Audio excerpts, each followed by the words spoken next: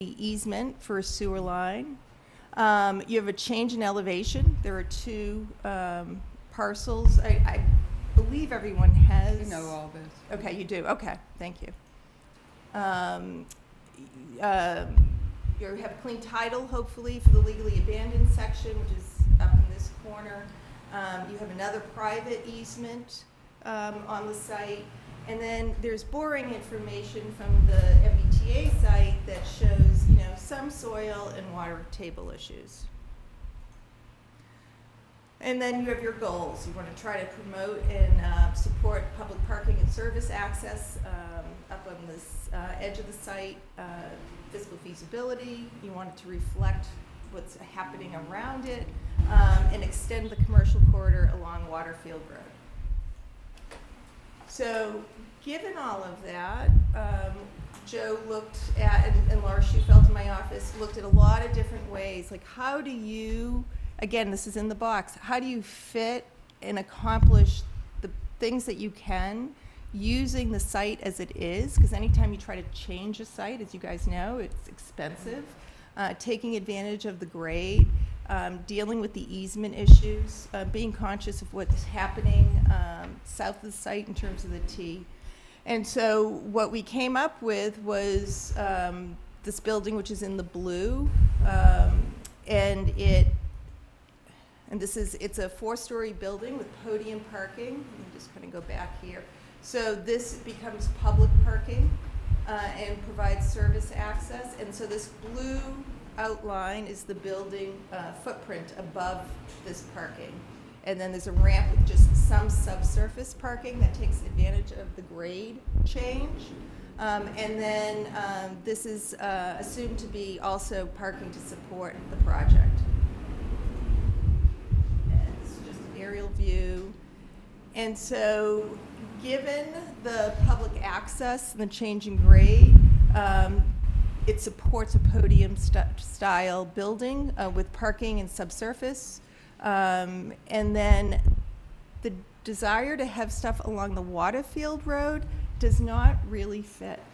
That building, the space is too small, the need for site circulation, issues with the MDC easement, it doesn't work. It's not a feasible building.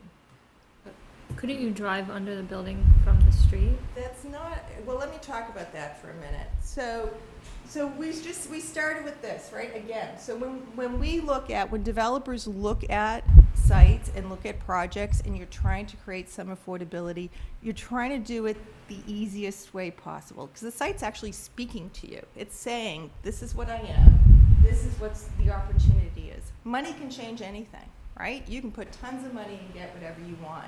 But this is kind of a balance. So we looked at this footprint and we came up with calculations and we said, okay, given this, which makes the most sense, what are the opportunities? And you back into numbers. So you're constantly playing with feasibility, right, and scale. So with a 19,000 square foot floor plate with 4 stories of a podium, you can kind of, and this is one way to look at it. This is what this project could, at this level, could support. Assumed a 0.75 per unit parking requirement. So what if we dump the parking requirement? What's your experience with that? Because we've got to get some retail in there. I mean, we just can't kill that's the heart of our town. Right. Well, did you actually make an analysis of whether retail would be feasible, or did you just simply say this lot doesn't support Waterfield Road frontage? Right. It doesn't support Waterfield Road frontage. Could you do first floor retail? It's hard because we're talking about podium parking if you want to replace the public parking. Yeah. Right. So, right? So this is kind just- of... But Throw that out. so your analysis really essentially didn't look at the feasibility, the economic feasibility of commercial. So it's easy for me to do that in this sense because when you're doing small scale commercial retail, the way that it gets underwritten when the majority of the project is residential is it's a huge discount. So it's not that it can't work, It's that the project as a whole will subsidize That's right. its construction. That's right. No, that's, well. So, and if that's what the town wants, Yep. you know, that's something to. Is there a number you could attach to that? Is it subsidized by 50%, by 20%? How much of a subsidy is there? I don't know. I'd have to look at that. It would We be did nice look to at have that. scenarios so we Yeah, know what we're well, comparing. I remember to. when there was a big redevelopment in New Haven, and that was exactly the point, that it's the retail, it just is, Do you have But It another, doesn't work. it's an amenity. It's amenity. Yeah, that's a good way to think of do you it. have another design No, depiction? no. Oh, okay. 'cause So I just want to Mention be that clear, kind of thing what with the we parking. were doing was to say, what is, in terms of a housing development, what would be feasible on the site and what would the project accommodate? So that's why my question was, what's the viability, or what would your, so I don't know who the expert is or the guru, but what's the viability of no parking requirement? Right. So I think that's a market issue. I think you can probably have less parking, significantly less parking. A lot of urban developments are doing no parking. Yeah. So I don't know how we can get that information, but that is actually incredibly critical. I agree. Which for us to part know of the that? Parking requirements, what is really required or necessary to make a project viable for affordable housing on this lot? How much parking is required to make it viable? Mm-hmm. The 0.75 is for, That's just required for in the CBD. yeah, in the CBD, but that is not, And dump it. we can dump it. Okay. We can Well, reconsider. yeah, the way the way that the CBD is set up, even though that this would not really be going through the CBD zoning, they Yeah, were just no. trying to mimic what's there because from either a market or common sense Do you mind standpoint. just spending 5 seconds on walking through this drawing? Because I'm, sorry to be the This is a stupidest one in the room, but I actually have no idea what this is. Well, the podium's the piece you want to visualize. Right, okay. I mean, There you go. Welcome to 1960. Well, if you want to, so let's Wayback talk Machine. Hold about. on, hold on. So Waterfield's on the right. Yeah, this is what, but let me ask a question then, a clarifying question. Is the intent of the town to create and replace a public way with public parking? That was the information you're giving Which to us. public way? So this is a service access area that I believe is supporting, right, The back- commercial. yeah, the back- Well, I'll jump buildings in. here. I'd say the intention is to build some get somebody to build some affordable units and everything else, but we don't want to kill the goose that laid the golden egg here with that particular front on the town common is really critical. You didn't answer a question, though. Oh, I don't know where that direction came from. Did that come from the Staff. select board, the staff? Yep. Which portion? Sorry. We thought Replacing that the row of parking. parking that's up against the back of the buildings on Church was Right. integral to the retail users that are on Church and Waterfield. We definitely needed some. We definitely Wanted needed some- some. them. Huh? Yeah, that would be a deal. Mainly for deliveries. Yeah. There wasn't anything there. For Oh, yeah, for the restaurants, yeah. Restaurants back- and Not us. hotels, yeah, for This is your electricity, planning all board. that. Well, I can't, Hold on, I hold on. can't yet do that between you guys, that's. Yeah, so just, if we go back Yeah. 10 years on this, and look at the early charrettes we had on this, there are two broad scenarios for this development. One is to do something, and I think your chart is basically look at what's the financial feasibility of doing a standalone housing or housing retail unit on this site, okay? The other broad possibility is to look at a broader development, which this would be a piece, and you'd get some of the private owners around the perimeter Like Dennis's of Church design. in Washington Right. to participate in that. We have not made a decision on which one goes where, but the second option does not preclude redevelopment along Waterfield. It's probably unlikely that you're going to link the two very tightly. But this is an exercise, as it was originally intended, to look only at the feasibility of a building in the core of a town property there. Okay, so the there's direction. another possibility, which is to ask a developer if they'd like to do something on a larger scale, but we're not there yet. So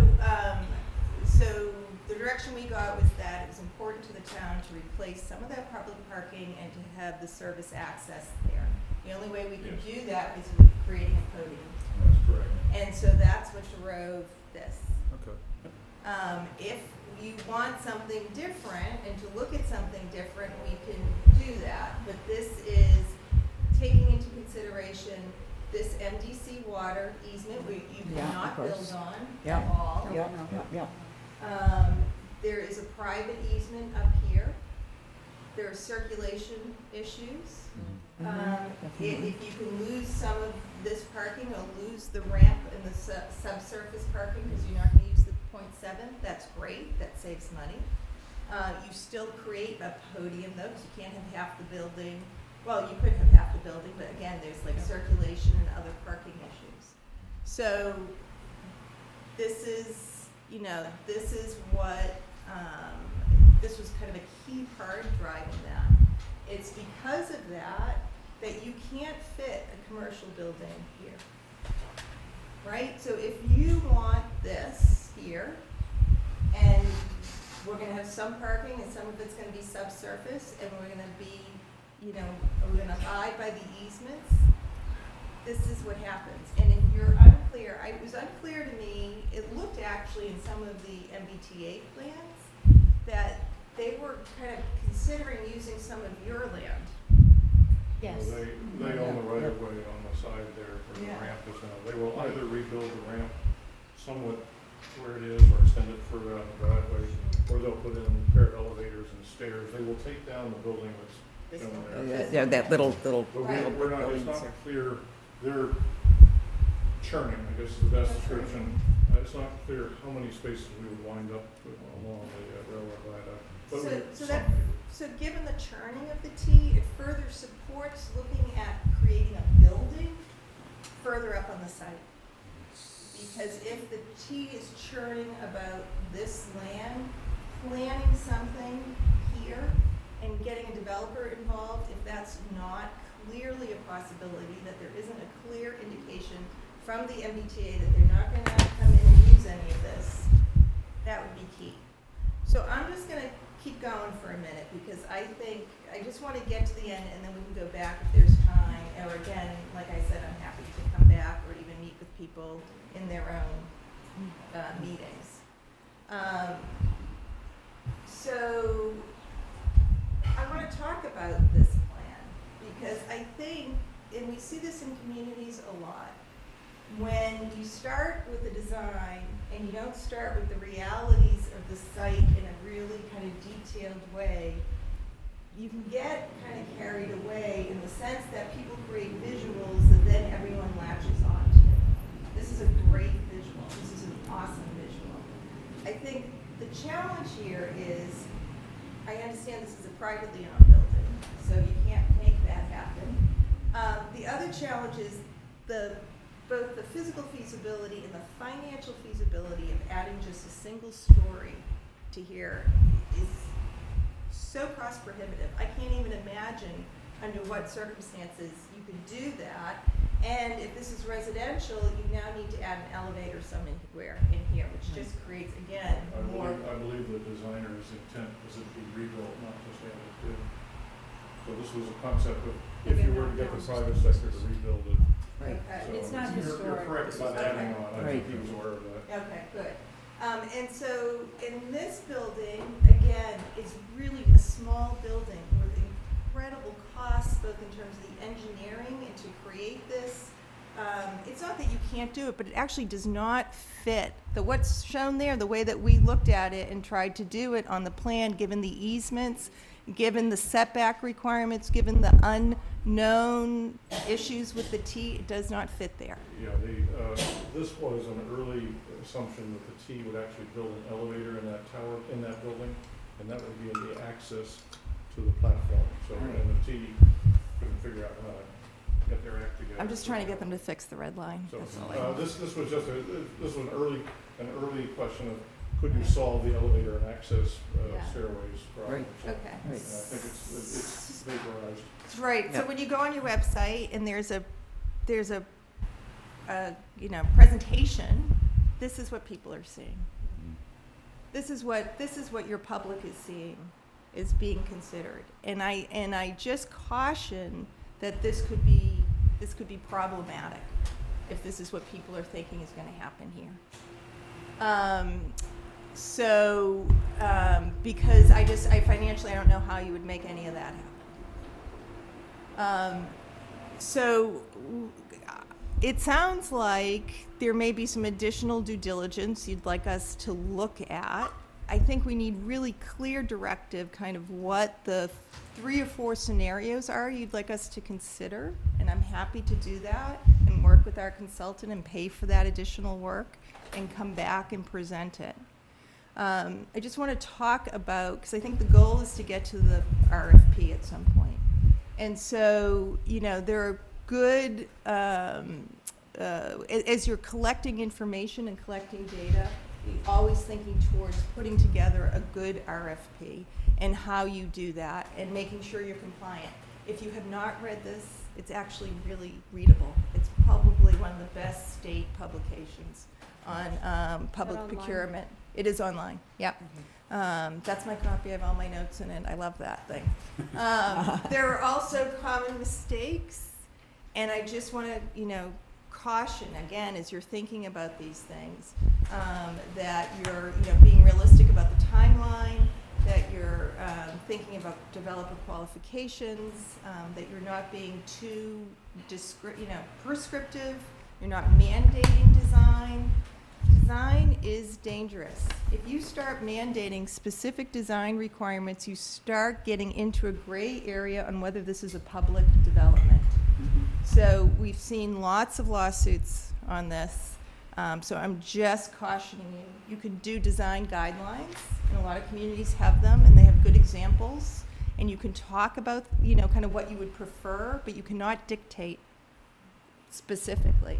And I actually would say communities that don't, I'm just going to skip ahead, that part of the reason you don't dictate is because the people out there who are the developers, who have the experience, are going to bring you things you didn't think about. Are going to bring you ideas and solutions that could actually create opportunities in different ways to think of the building or the building that you might not have thought of. That's their job. You gotta let them do it. And if you don't like what they show you, you don't have to pick it. You don't have to do it.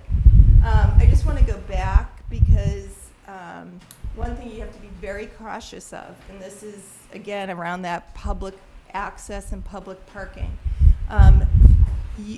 You need legal counsel to help determine how you legally procure the replacement of that parking and access road.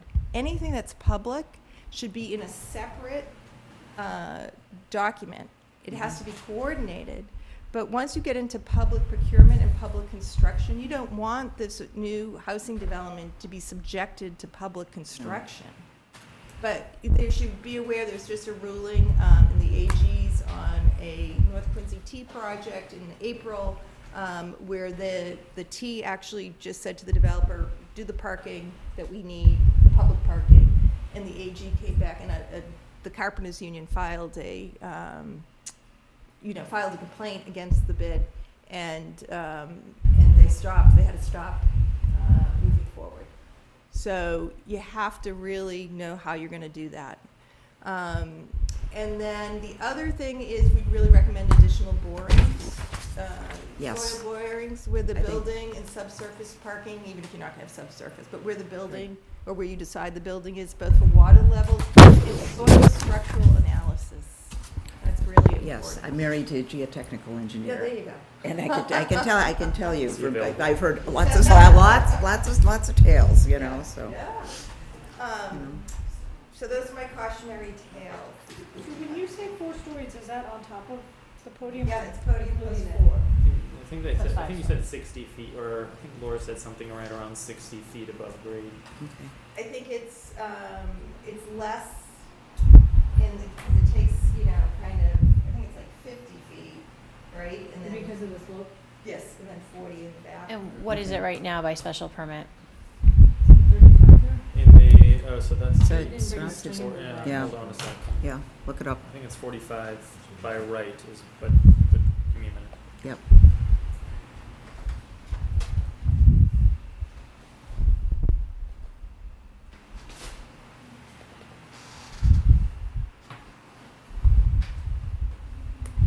We can keep talking parking model. Yeah. Well, it just seems as if you've got a few of these objectives, but not all. Certainly one of them is to retain what's overlooking the common as active space. So that, to me, I don't hear any disagreement about that. That's one of the issues, or that's one of the visions for a viable That's right. town center. So, Because it's vibrant now, and we want to ensure that it stays that way. So, sorry, it's the town. So this is in the town common area, which Okay. is 40 feet by right, and then 48 feet with a special permit. Okay. there's 12 feet above that. Maureen, so I understand looking at the plan that maintaining that access on the land, our land that currently private companies are using for access to their properties, correct? And if we have to make a choice whether we're going to maintain that or not. And that is actually going to be a major impact on that site. And that really determines, in the parking component of what the units actually need to have to make it a feasible project. But that is the big decision that has to be made. If we maintain that, we are running into some major issues so that actually has to be really looked at from the town's perspective. I think it would help if we had scenarios, though, if we could see what the design implications are of having that parking or not. Absolutely. So we wanted to, what we do, right, and you might need a different consultant or group. What we do is we come in and we talk about kind of overall capacity and feasibility. What I would say right now is, given what happened, we just been following Wellesley has a town-owned site right by the commuter rail center. Yeah, so they just went through this. They got 6 really great, viable responses to the RFP. Our goal is not to kind of design it but to give a sense of what works here. What are the broad parameters that you need to include in an RFP to get good developers to respond? So these are the issues. You're right. You have to figure out the parking. If you're going to drop it, that's helpful. And then also, if you need to replicate, I'm assuming that service road actually is supporting the commercial, which helps support the vibrancy, right? So, it's kind of how do you... Well, I think that's an open question. Right. I'm not sure. Yeah, I actually don't know if that's true or Right. not, where Right. the deliveries are coming from for The local deliveries maybe, Yeah, but not the, because but you're how going much to have deliveries, that parking actually supports the retail and how much is just, Right, and so frankly, those are... people coming in Yeah. from, I don't know, Burlington or something and dumping their car. I don't know, maybe you know, Brian, or Lance. I couldn't tell. I could tell you the service road is extremely important. Needs to happen. I think. Well, you that's say a that, tough but one. Thompson Street has retail and there's no service road, so Yeah, I'm but- not sure. but the road, I'm not sure. but the street is right there. Just because it's being done doesn't mean it's essential. So you're suggesting But I'm maybe wondering who else the is parking service there. could be done on Main Street? Sad to say, but Church Street, it's done already in multiple like parts any of other town. Church Street. I hate, getting around that stupid, whatever, bottle or beverage delivery truck or whatever it is, but they do it. It's going on in Thompson, it's going Yeah. on throughout downtown, Yeah. so. And Yeah, everywhere else. They exactly. pull up in Yeah, front, and right, everywhere exactly. They pull up in front of the They store pull and up they in make front of their the delivery. post office or right Usually behind the, I mean, They yeah. just go earlier. So, anyway, so there are various things maybe we need to know about what's going on in that lot right now and how much it would impact removing it. So, And also, is there different parking? It's 2-hour parking, Yeah. 2-hour parking for about Yeah. 20 odd spaces in the upper level, the remaining 70 spaces are permitted. that's On the the lower issue. level. Right. So So, what- we'd how be much losing the would 2-hour we- spot. right, So so we're but- potentially talking about losing the 2-hour spot. I meet people for lunch or whatever sometimes and nobody parks there, they I don't know know it it's actually empty exists. right now. It's been pretty. Well, we can certainly get Yeah. all of that from Right. engineering So in I'd terms say of we need- exact capacity. Right, yeah, because That's- that's important, they'll that's- have to know that. Beth Rudolph's department would tell you that the surveys they have done tells you that it's a highly utilized lot. Oh, Daily. yes, I'm sure they Absolutely. have, but it's, Absolutely. but by Yeah. whom? The question isn't the lot as a whole, it's Right. that Not particular the, area. not the The 20 permit spaces, parking, the retail. But the the, 2-hour spots. right, Highly utilized, all day. But is it actually, I don't want to pick And I on think somebody, if but you, no, it just again, isn't. anecdotally, we would tell you that every merchant in that block would tell you that that parking is essential. So you go into any one of those Yeah, yeah. restaurants, stores, anybody who has a business yeah. on that block would tell you that the But it- 2-hour parking is Let essential. me just Exact- throw out, is it actually real estate agents who's in there? You know, I don't Oh, know. La Patisserie, No.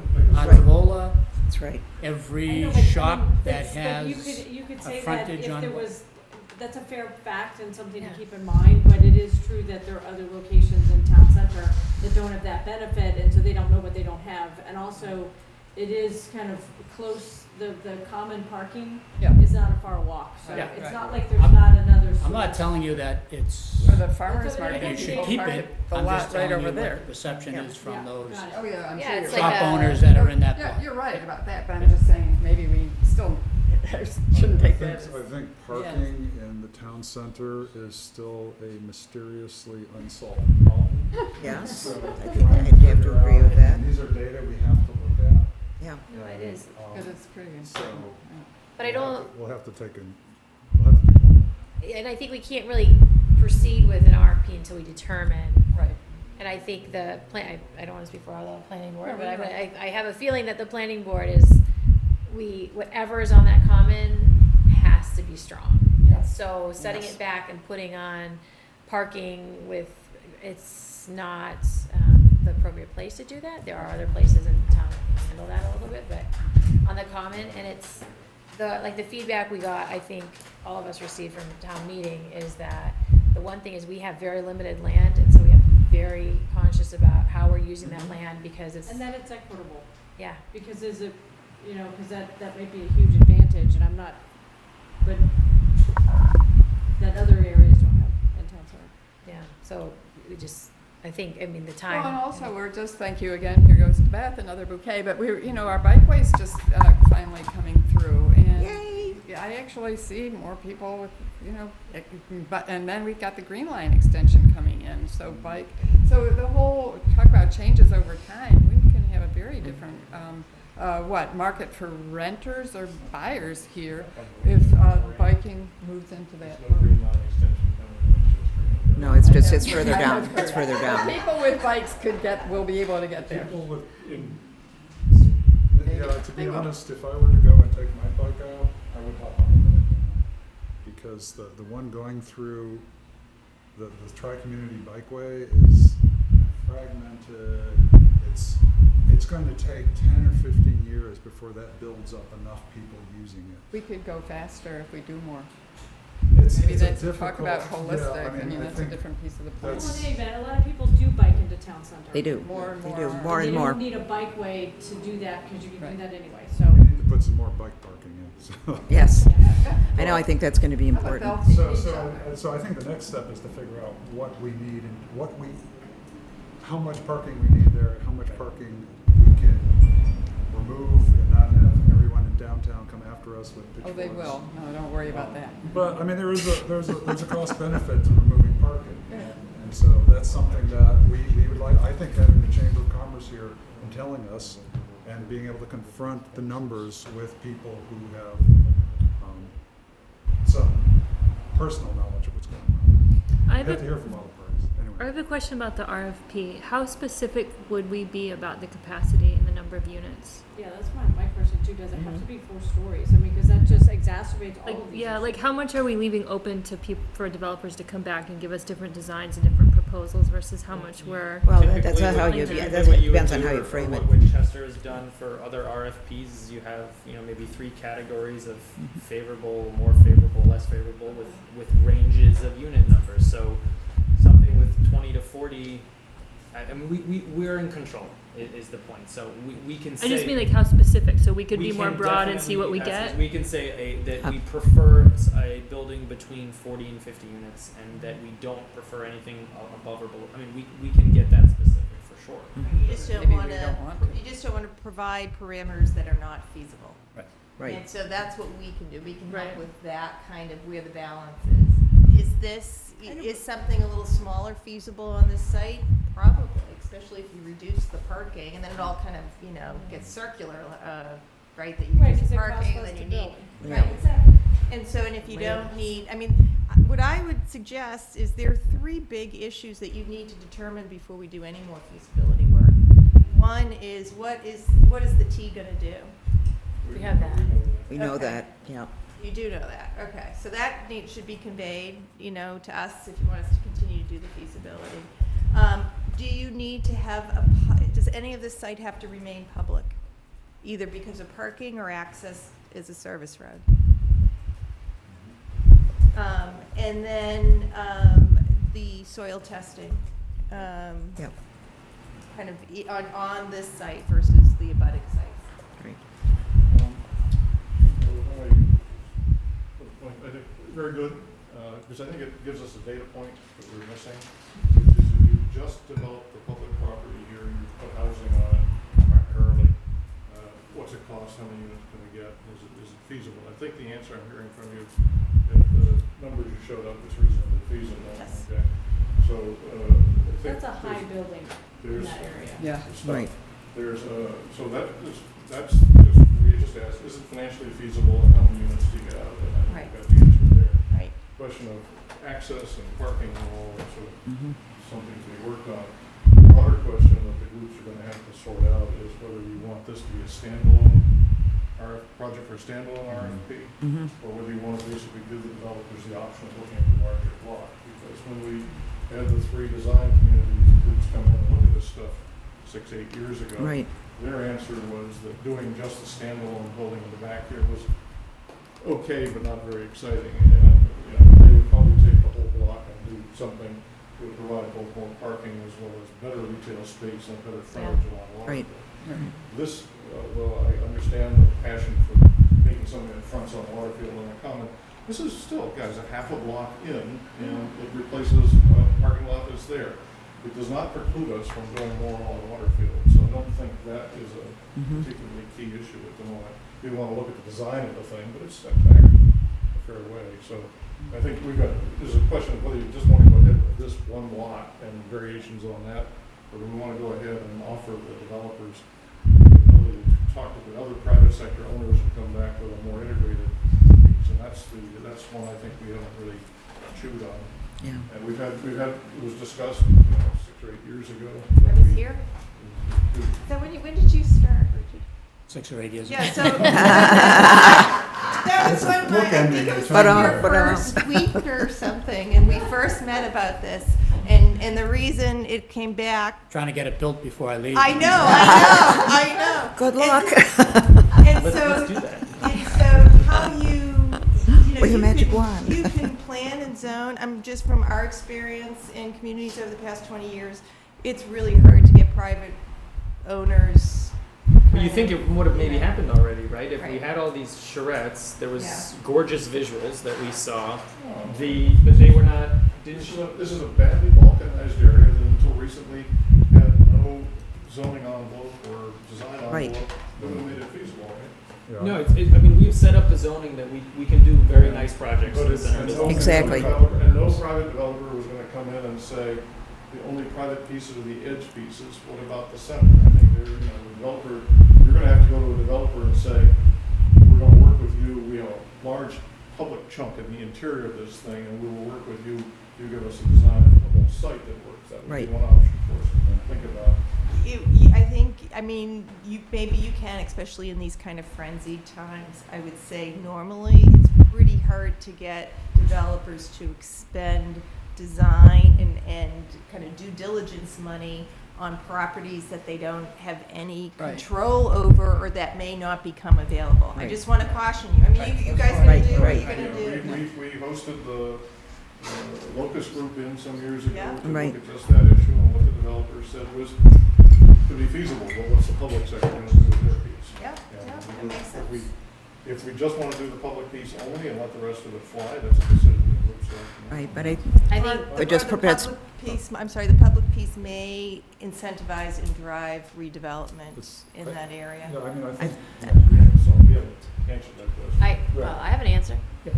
When we looked at the planning board, I was sidelined at that point, I was not on the planning board, but when the planning board looked at that portion on that side of the common, The intent was always that that corner was gonna be redeveloped.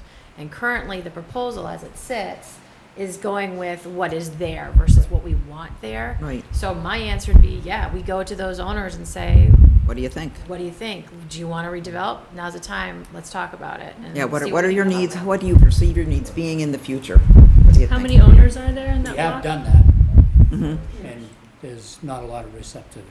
Yeah. They're- Well, and it makes sense. They're very comfortable with things being just Yeah, whether or not exactly some what they are. developer can come in and offer them the right amount. Yeah. That's, yes, that's something, I don't know that those two approaches are not compatible. But, since certainly you can ask the developers, and if they say, no way, Jose, then we'll have to go with There's, public Mhm. land. They're just not interested in co-developing. Yeah. it's, Right. well, it's not co-developing as much as giving them more. There's going to be more profit to be made if there's more land available. Right, you have Which to, moves. right. But No, I mean, I Makes just their have land one, more valuable. before Yeah. before we lose Susan, I have one quick question. But they would be interested in a sale. One of the, is there a problem with specifying it's maybe, I don't know. range of preferable part or unit sizes? No. Okay, Just so, as long as it's not, butting up against any kind of state building or health code. Right, because right. one of the things I'm wondering about is how we ensure that the units there are not only capital A affordable, but small A affordable, and is this something where we say, we prefer to have smaller units so that you don't put in a 3,000 square foot luxury condo? We would like to direct development away from that. And that's something that's been done? Well, you can, yeah, I I mean, think, you can. can we With just make, success. can we really make the emphasis on the affordability of the units? I mean, because they would be in a good position to be able to say, well, what, what is and what isn't. Yeah, no, you On the can, ground. it's your land. You can absolutely right. say that you're looking to do one bedrooms, at 600, 700 square feet, or you want the two bedrooms to be 900 Mhm. to, Yeah. whatever it is, yeah. And there is actual data showing that developers are still happy when given those sort of constraints. They want the constraint, because then they don't have to, Comes down to this thing. I mean, then they're not going around in circles. It's Right. saying, this is, you want 600, oh, now I can actually do the math. Right. If you That's want right. 600 square foot apartments, now I can actually go to the table and do it. So the city of Boston and the state have new construction design guidelines that do just what you're describing. Oh, good. I Okay. have one question, and maybe some people will know the answer, but I've been wondering how, and somebody else can jump in too, since there's a great reward for it being an entire rental building, is that, and also if it is built as an entire rental building, let's say that's what we want and that's the developer we get, how do we keep that? I guess it's just a legal document that it doesn't flip to condos. Yeah, so eventually? it's a land use Restriction. restriction, Right. and yeah, it happens all So the is that time. You do it at assumed the that time that's you- what, I just. Oh, Yeah. so that is Yeah. not, I think That it we're was all all assuming? assumed that it would be rental, that, Right. Yes, yes, yeah, Yeah. let me make sure, Trying to about yeah, I think clarify, Yeah. that was I've the not goal, been into a but lot of these to conversations. implement, to keep it that way was not discussed. Could be leased, doesn't have to be sold necessarily. These could be sold and others going to. You could do a 99-year land lease with Rockefeller further, Center? with further, yeah, What with about further Columbia restrictions. University? Mhm. Oh, I see. So the town actually retains ownership? Could. The land, Yeah. that's Yeah. another way. Yeah. to hold- Red Log Farm.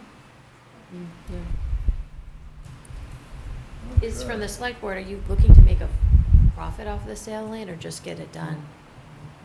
At the- We wish. Well, no, if you're not selling the land, I think housing is our then primary you objective. hold it in a Okay. lease. So, Okay. So, as we're seeing, I hate this land banking, we're seeing various little empty parcels around town, but isn't there some advantage to just holding our land until we see one of the property owners who's in a butter interested in selling? Because I don't think it's there. We're not there now. But Well, I- keep in mind, we haven't pursued No. discussions 5 years, right? for 5 years. That's right. Because we were waiting to figure out where the T was going to land with their. And now we know. So Right. the discussions we had 4 and 5 years ago with Chivarello and Ron Sarabian. Ron Sarabian and others like that, have just been sitting fallow. They sort of said, well, we're not terribly interested, what are you going to do with the public space? And our answer was something. No. Okay, and so this begins to answer the question of, if we did just this, here's what would happen. And then you can begin to go, and where's the cost of the town? And then you're beginning to open the door to the question to others, property owners, you know, well, maybe there's an opportunity out there for them. I don't know that they themselves would go ahead and do the development. But Right. there are other more sophisticated developers who do this kind of work, who could come in and form a limited partnership or something like that. Yeah. We've not explored any of that recently, it's all quiet. I mean, we've talked to them occasionally, but, you know, I think once, it's a whole path forward that hasn't been explored at this point. I still don't know from their perspective, and it seems like ours as well, that the economics make sense, you know, for them to, you know, undergo a project like this if they can, you know, Right. if they're only getting another floor. I mean, I can't even see a developer being interested in that, unless they would get maybe 3 floors there. I don't know what would make it, You have to take, feasible. you have to take into consideration, you're not just I'm assuming, you're not just demolishing that building and the cost of that, you're also losing income and business That's right. while you're Right. not open. So the cost ramifications, and if you can only go 3 stories, yeah, I'm not Yeah. quite sure, I No, don't think no, the math, that's not gonna work. I don't think the math pencils out in a way that could be really compelling. So Yeah. it would If be, you go Exactly. 4 or 5 stories, maybe it would. Yeah. No, I mean, it have Unless to be they a all s- wanted it to would- I sell. don't see a co-development, I see a sale. the here. sale of the land. Yeah. I Yeah, feel like if but I we think bought that- all of that's those. easy. For that land to be worth it for a developer and also worth it for the So- current owner. who Right, the has current great owner would- revenue from the property. That's right, Yeah. that's right. That's not, No incentive. it's not gonna be there. You're correct. It's just, so. Except they're not using that second floor right now. You know, this dead space. But It's still, dead space. They have 1 floor. Yeah, so, They- yeah, they- exactly. what came out of the earlier design charrettes on this, was the whole block, and there were 3 different ones, and they all revolved around the same issues. Because they basically said doing just your parcel probably is just marginally worth it. Okay? Doing the whole block gives you much greater creativity opportunities. And what they were looking at was the fact that that land slopes up. Right. Church Street is about the same level as the top of the platforms. Mm-hmm. Okay? If you were to cut in above the water table much further into Church Street, Mm-hmm. you'd have a lot of parking space under there. You know, expensive, but it would be there. And then if you put some buildings on top that were 3 or so stories around and higher in the back, then you'd have a much bigger project and a much more viable space. Most of the commercial space that's out there today is marginal, to put it best. You know, it doesn't have elevators, it's got knob and tube wiring, you know, I mean, Yeah. it's not Yeah. Class A. I just, Space. yeah, I mean, and you can make Not even for the those, restaurants, right, you you know, can make so- those decisions. I will say, though, that, you know, trying to plan and redevelop a block without total buy-in of the other parcel owners, right. We're to- not- it is Right, right. really We painful. understand, we're not even, we Right. haven't had those discussions at this point, seriously. Yeah, so this is No, very it's a question of preliminary, how deep very into those preliminary. discussions should we go, or maybe now's the time to start those discussions like right now. Discussions. Well, I think that perhaps the prior discussions were didn't come to any real conclusion is because the town couldn't be really serious about developing this property because of the unknown things about the T. But at this moment, I think the town is In a extremely renaissance. Yep. focused on doing something there, and I think that provides the impetus to the Yeah, owners. And if I'd they agree with decide at that. this point that they don't want to go it, but, I mean, we're really pushing this, and I don't know that previously we had that opportunity. No, we didn't. Yeah. Yeah. And so this is a real thing, the ball is now rolling, Mm-hmm. How hopefully many down. owners, Brian, do you know? Not names, but just how many? 4 or 5 Owners? owners. 4. Yeah, I mean, it's not. Yeah. I mean, there's the one big owner that owns that Cross whole, the Church whole and block Downward. there, and then as it turns around, there's a few more. But basically, it's the one that's most of that ownership. Who is not, as far as I know, interested in redeveloping. He's comfortable. He is not. He's comfortable. Mm-hmm. I don't know if you ever get to, Takeaway is public No, Diab, access. I think Diab is right. I But think this you is have to fair. have a concept Mhm. that you say you're Yep. willing to march forward on. This is the impact on your properties if we build it this way. What do you think? Does that make you reconsider whether or not you want to buy in, join into a larger project? There's certainly more on the table now.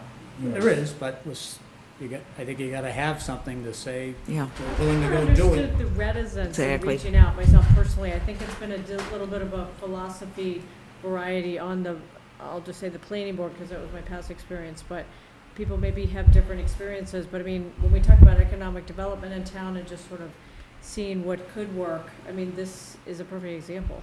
So I don't, Well, this is, I've never this is, this- understood a downside in reaching out, because I think other communities do that. Right. Yeah, they absolutely do. no, and to be. No downside. No, Exactly, no, but I no, do and think to- we've and had to- these discussions and- on our and- board in the past about down Main Street and when to do that and what, but, I mean, I just think there's other communities, that are building now, so it's kind of like, you just kind of leave it on the vine. There's also no shock here. I mean, we've been talking about We've this been for talking- we 8 haven't- years, right? So, I right. mean, it's not Right. like the owners are gonna, Not a Oh, it's secret. not, we're not, I beyond just the zoning, it's personally, not I like we think really it's the could move a job lot more of quickly, our two frankly. boards as well as staff in town to see if things can be put together. I mean, I think that is part of our, I will say though, for the finite amount of energy that we have, and I realize we do own that parcel, but it's pretty small, and I'm hearing a lot of negatives to the development. In the meantime, just for the finite amount of staff time and volunteer time, we've got a big parcel on Washington Street at Swanton Street, and I hope we get to discuss that this evening. That's sitting there, and everybody in Winchester is saying, what's going on there? So it's a whole different project. There's a difference there. that one's I different, know, we that's don't all. own it. I understand that, but still, we're talking right now about property we don't own and I'm communities. sorry, we do own it, Well, but we're also talking about property we don't own, and but that's the opportunity is to leverage that. Well, So I guess I would just leave and say the property you do own, there is feasibility there for that Right. development to work under the existing conditions without having to adjust anything. And if it doesn't meet the community needs and requirements, then that's, That's you need to different, know yeah. that. But I think the replacement of public parking and public access is actually the number one thing to determine. Agreed. Thank you for all your work. Yes. Thank you. Thank you, Susan.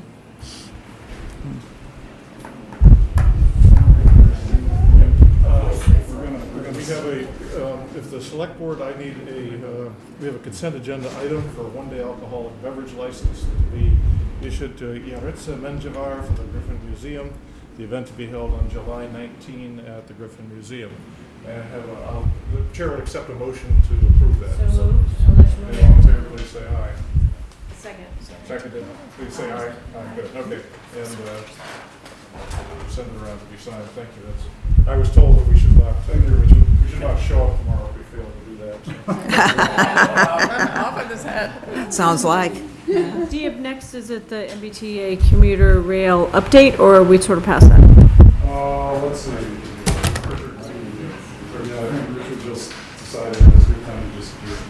So, yeah, well, I think we still have the last segment on Waterfield, which is scheduling the next step.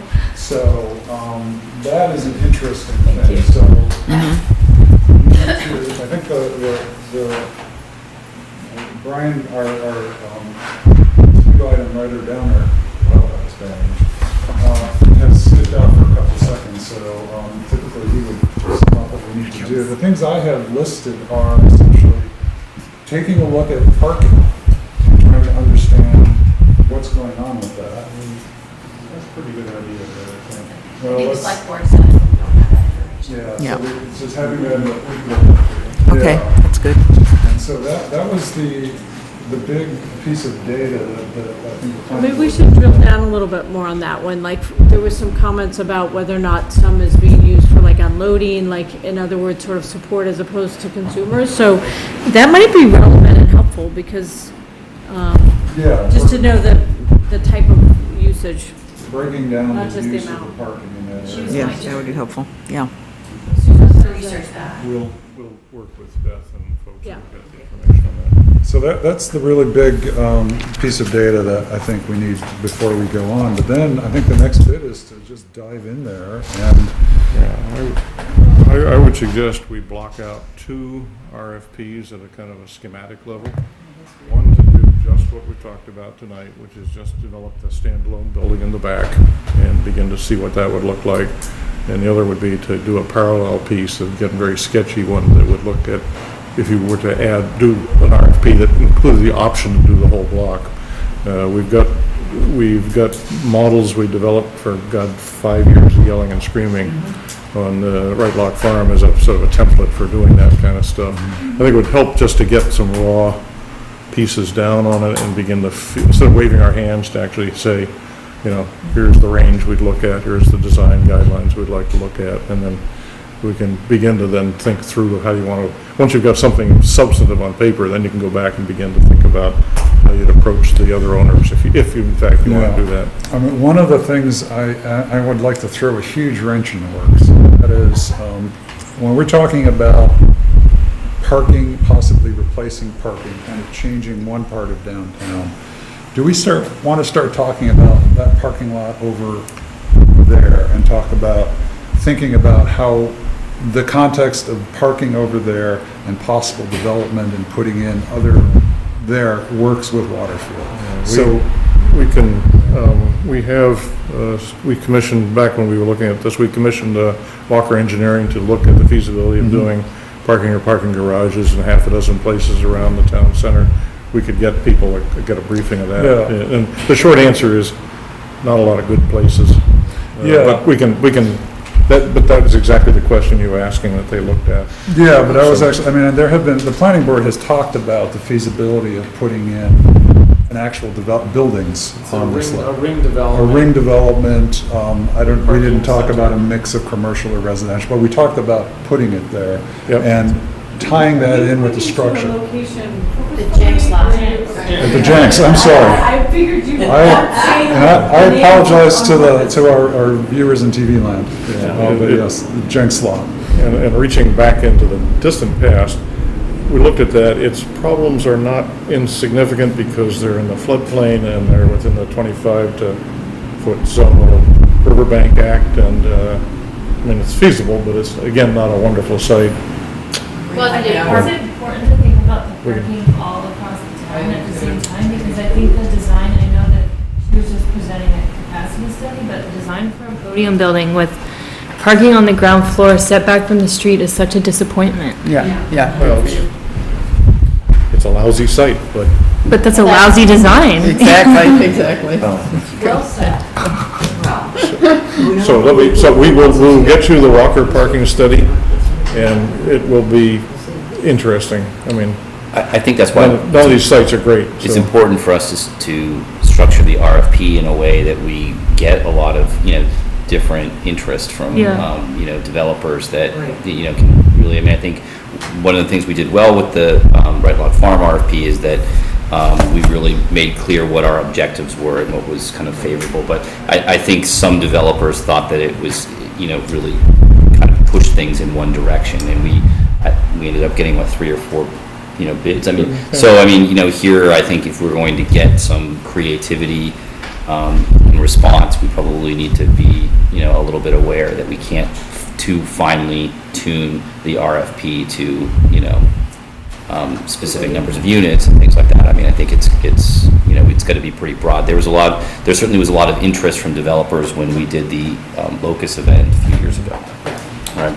Yeah, and remember, you don't have to accept a proposal when it comes in. So. I know Dia said he threw a wrench in, but it is a good question is, what if the shifting of the housing complex was shifted from there and looked at here instead? That's what I think. I mean, Yep. We did look at that. the Jenks, Yeah. yes.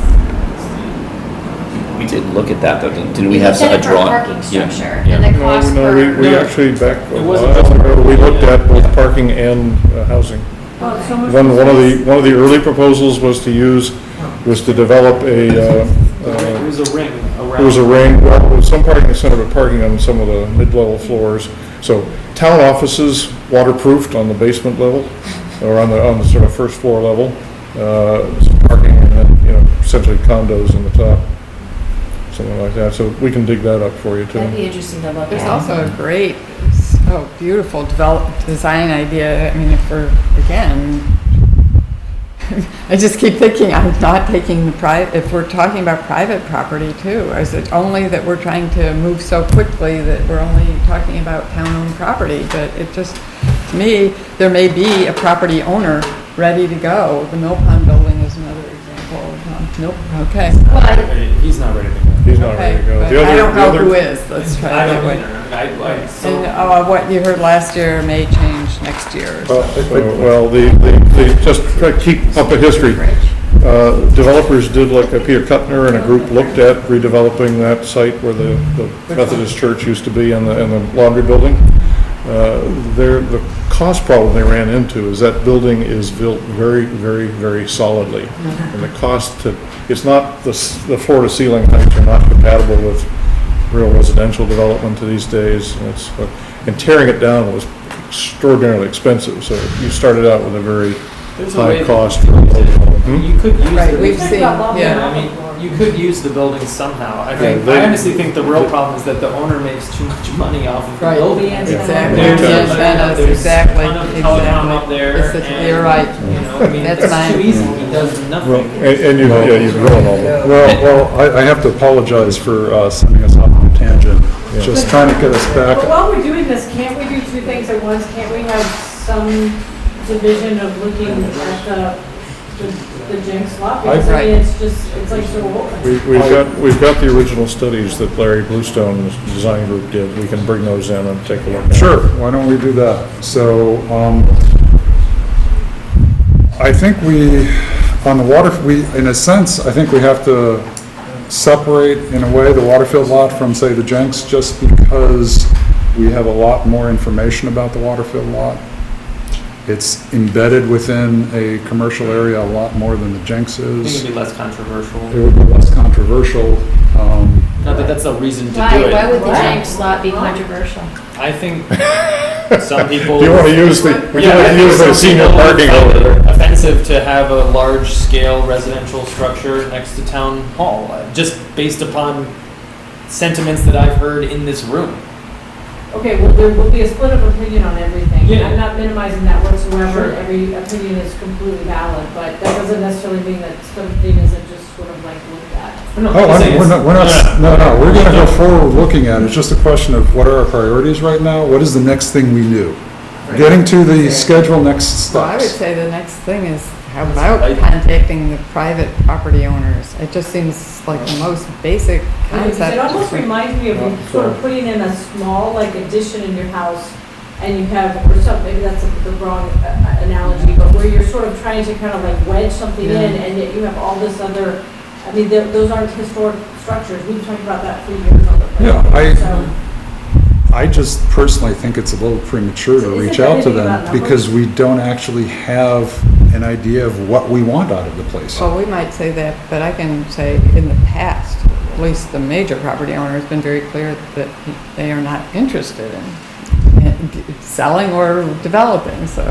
I'm Would hearing they- conflicting ideas, though. I mean, do we, or, But you're saying that it where are doesn't we matter if today? we reach Well, out? I think we need to reach out. I do too. And frankly, I'm gonna go back another step. Isn't it also just not reaching out to them, but like if somebody wants to offer them something with more zeros than they thought it was worth, Yeah. then, I mean, this isn't just a little fishbowl. Like, But isn't that something that the RFP will start the Well, let me process even on? take a different if tack. it covers the whole area. At least for one property owner, I think it would be a courtesy at this point. These are well-loved people who live in this town. I don't, but I also don't want to go out there and waste their time saying, hey, we have Maybe this, we're thinking about. we have this amorphous concept which hasn't really improved much over the last 5 years, so we're going to waste your time and I come don't up think it's to. amorphous when you have a whole evening. Get it down, start putting it down on paper because you don't have anything at this point except I think hand waving.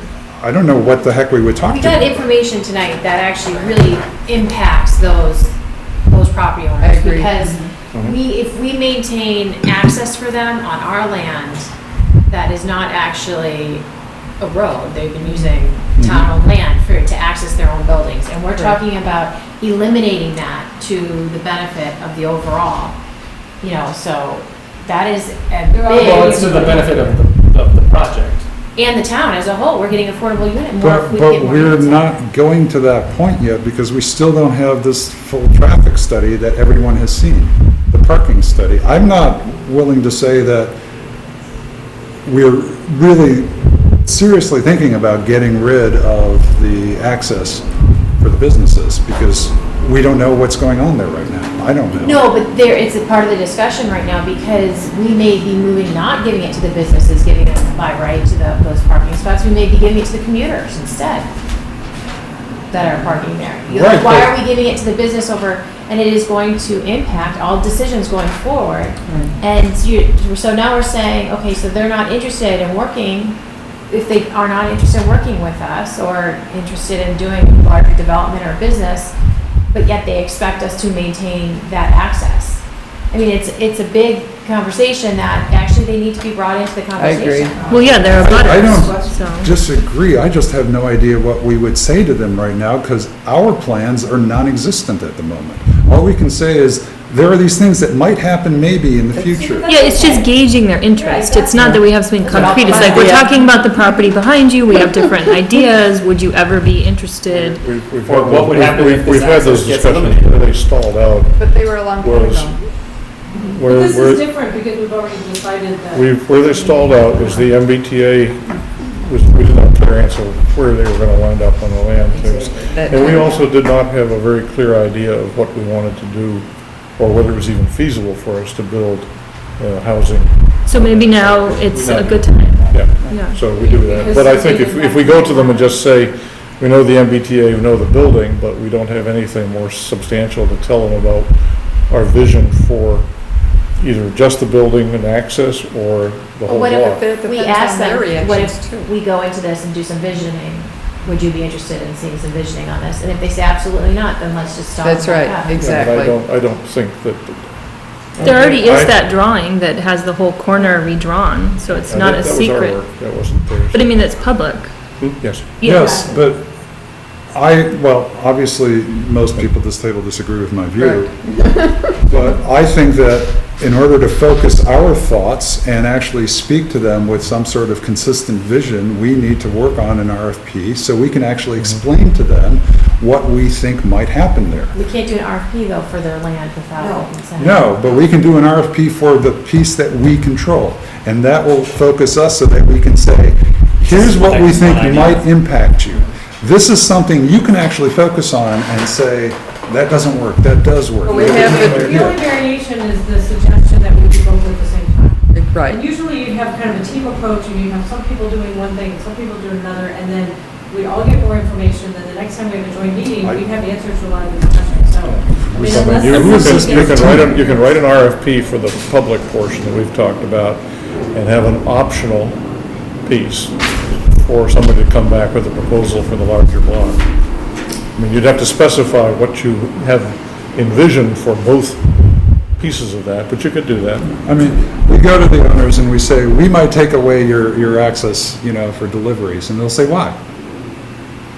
And we'll, So we can build on water. and they're gonna say, what's the cost benefit analysis? How much parking do you need? Why do you need to take away my parking? This is affecting me. We don't have answers to any of those questions. And if we're gonna if we're gonna waste someone's time, and this is the way I think about it, if I were a business owner, I would want the town to actually have some concept of where they're going and say, this is our vision, because right now they're gonna say, why are you doing this? Why are you doing that? I don't know what your idea is. How do I We respond? put that in the RFP though and make it, a more I favorable agree. criteria to If say, we put it in the RFP, yes. So- I'm saying we develop a draft RFP first so I that we agree. focus our ideas.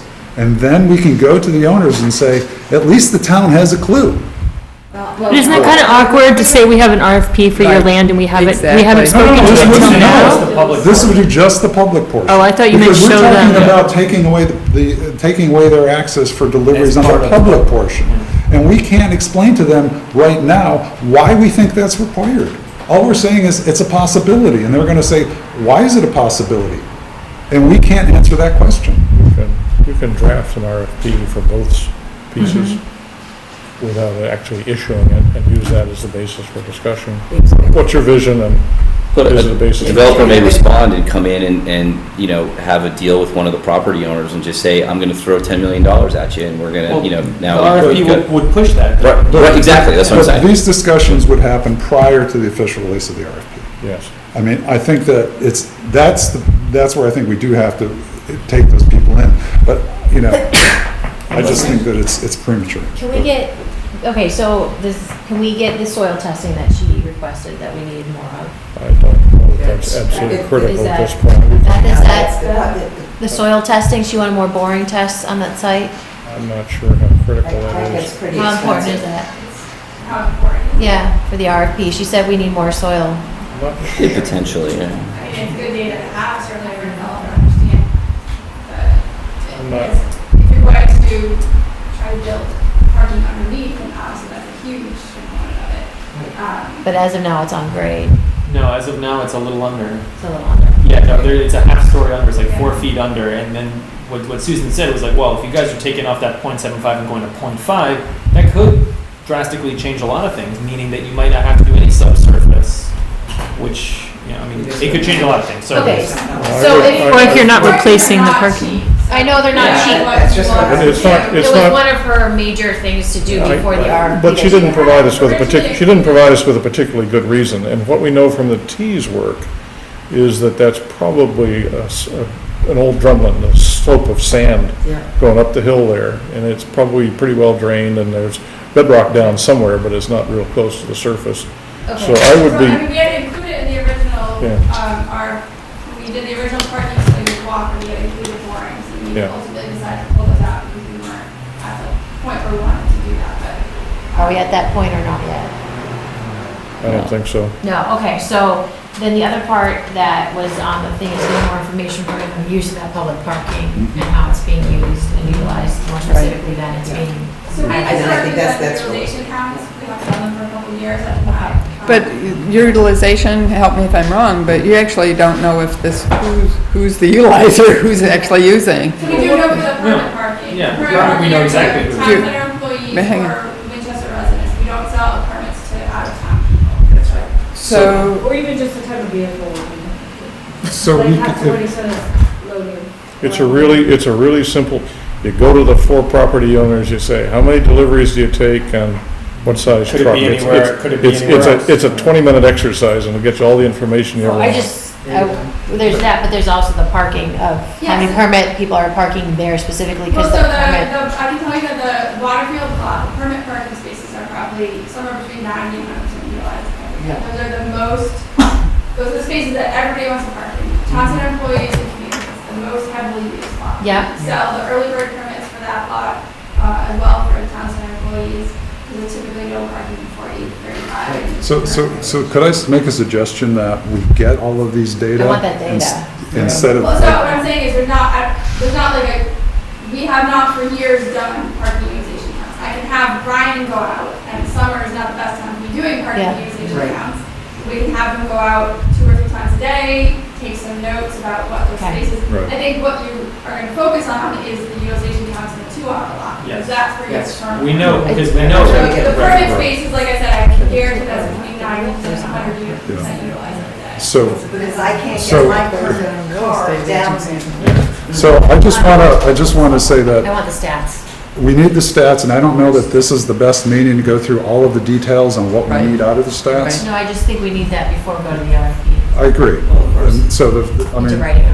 yeah, and I know that Lances says that he's going to give us those numbers, and that we're going to take a look at them, and we'll see if they are sufficient to what we think is required, and if not, we'll go and ask for more data. Are you talking about parking numbers? We're talking about anything to do with parking and parking and deliveries. The study was done years ago. Right, I understand. There's been no updated Have a numbers. parking Okay, garage. right. Total daily, whatever. I understand. I understand that the data aren't great, but I'm just saying that we can have a discussion about what are in those data and everything else we need. We're running out of time right now. Okay, but that That's- data does not reflect.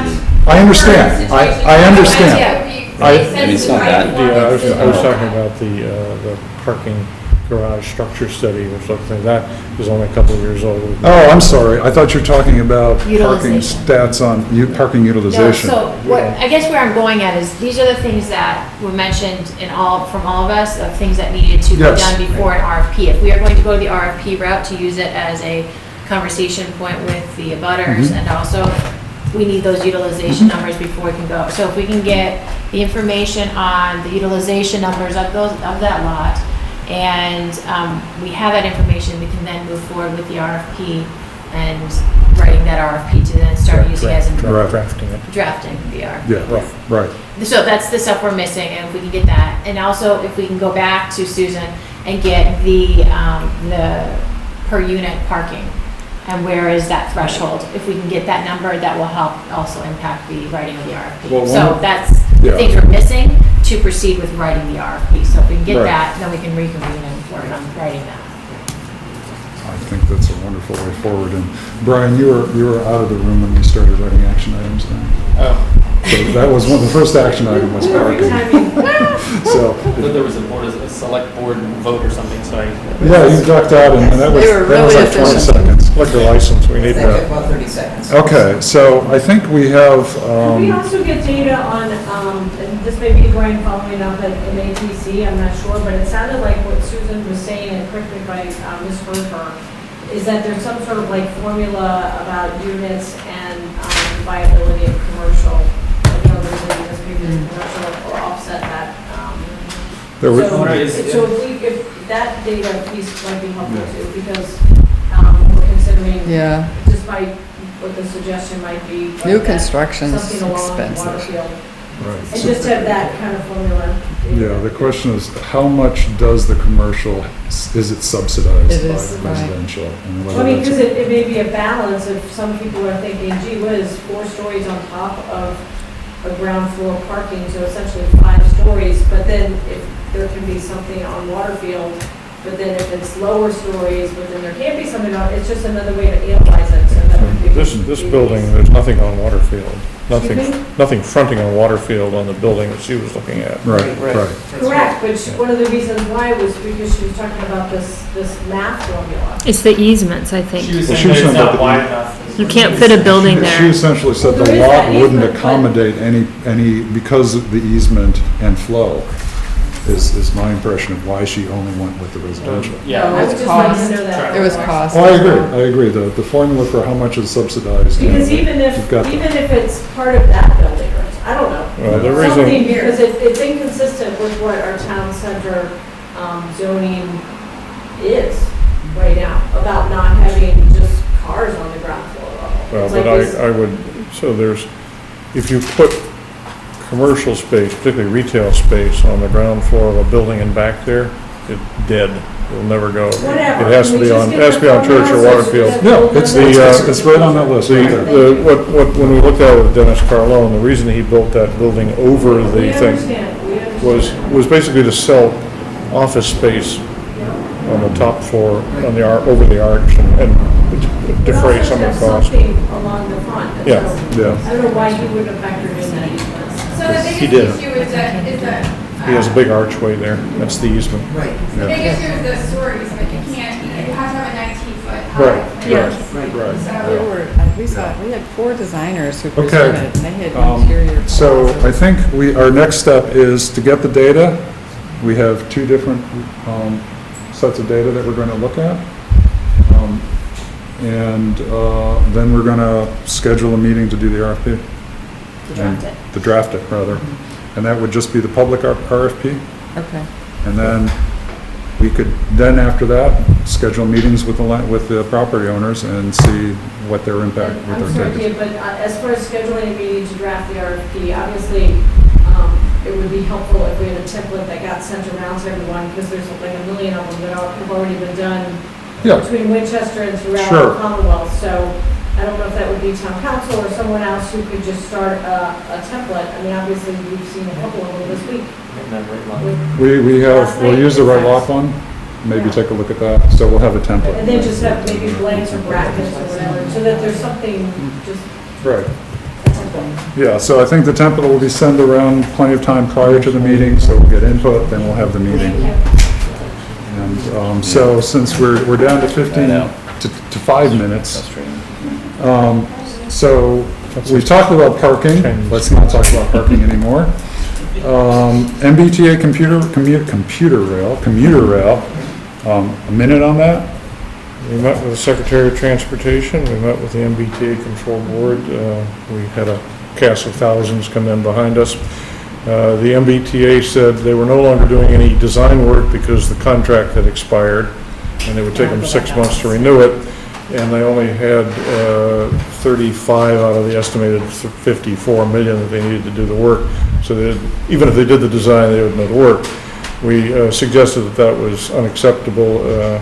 Jason, Beth, Mike Day, and I all went in, and we basically said that we thought it was. Beth took some wonderful pictures of the concrete falling down, which impressed the controller. So Wait, was Stephanie Pollock there? Is that- Yes. Yeah. Who else was there? the MBTA control board. Other control. So the net of that was that the chairman of the control board turned to his counsel and asked her, could you get it done in 30 days? And she said, sure.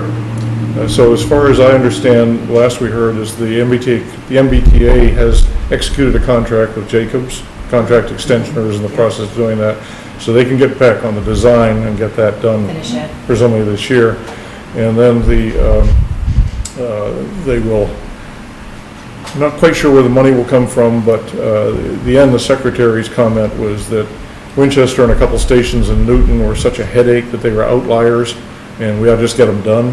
Thank you. So I'm guessing that somewhere in the next year or so, the MBTA control board will say, find the money, get them done.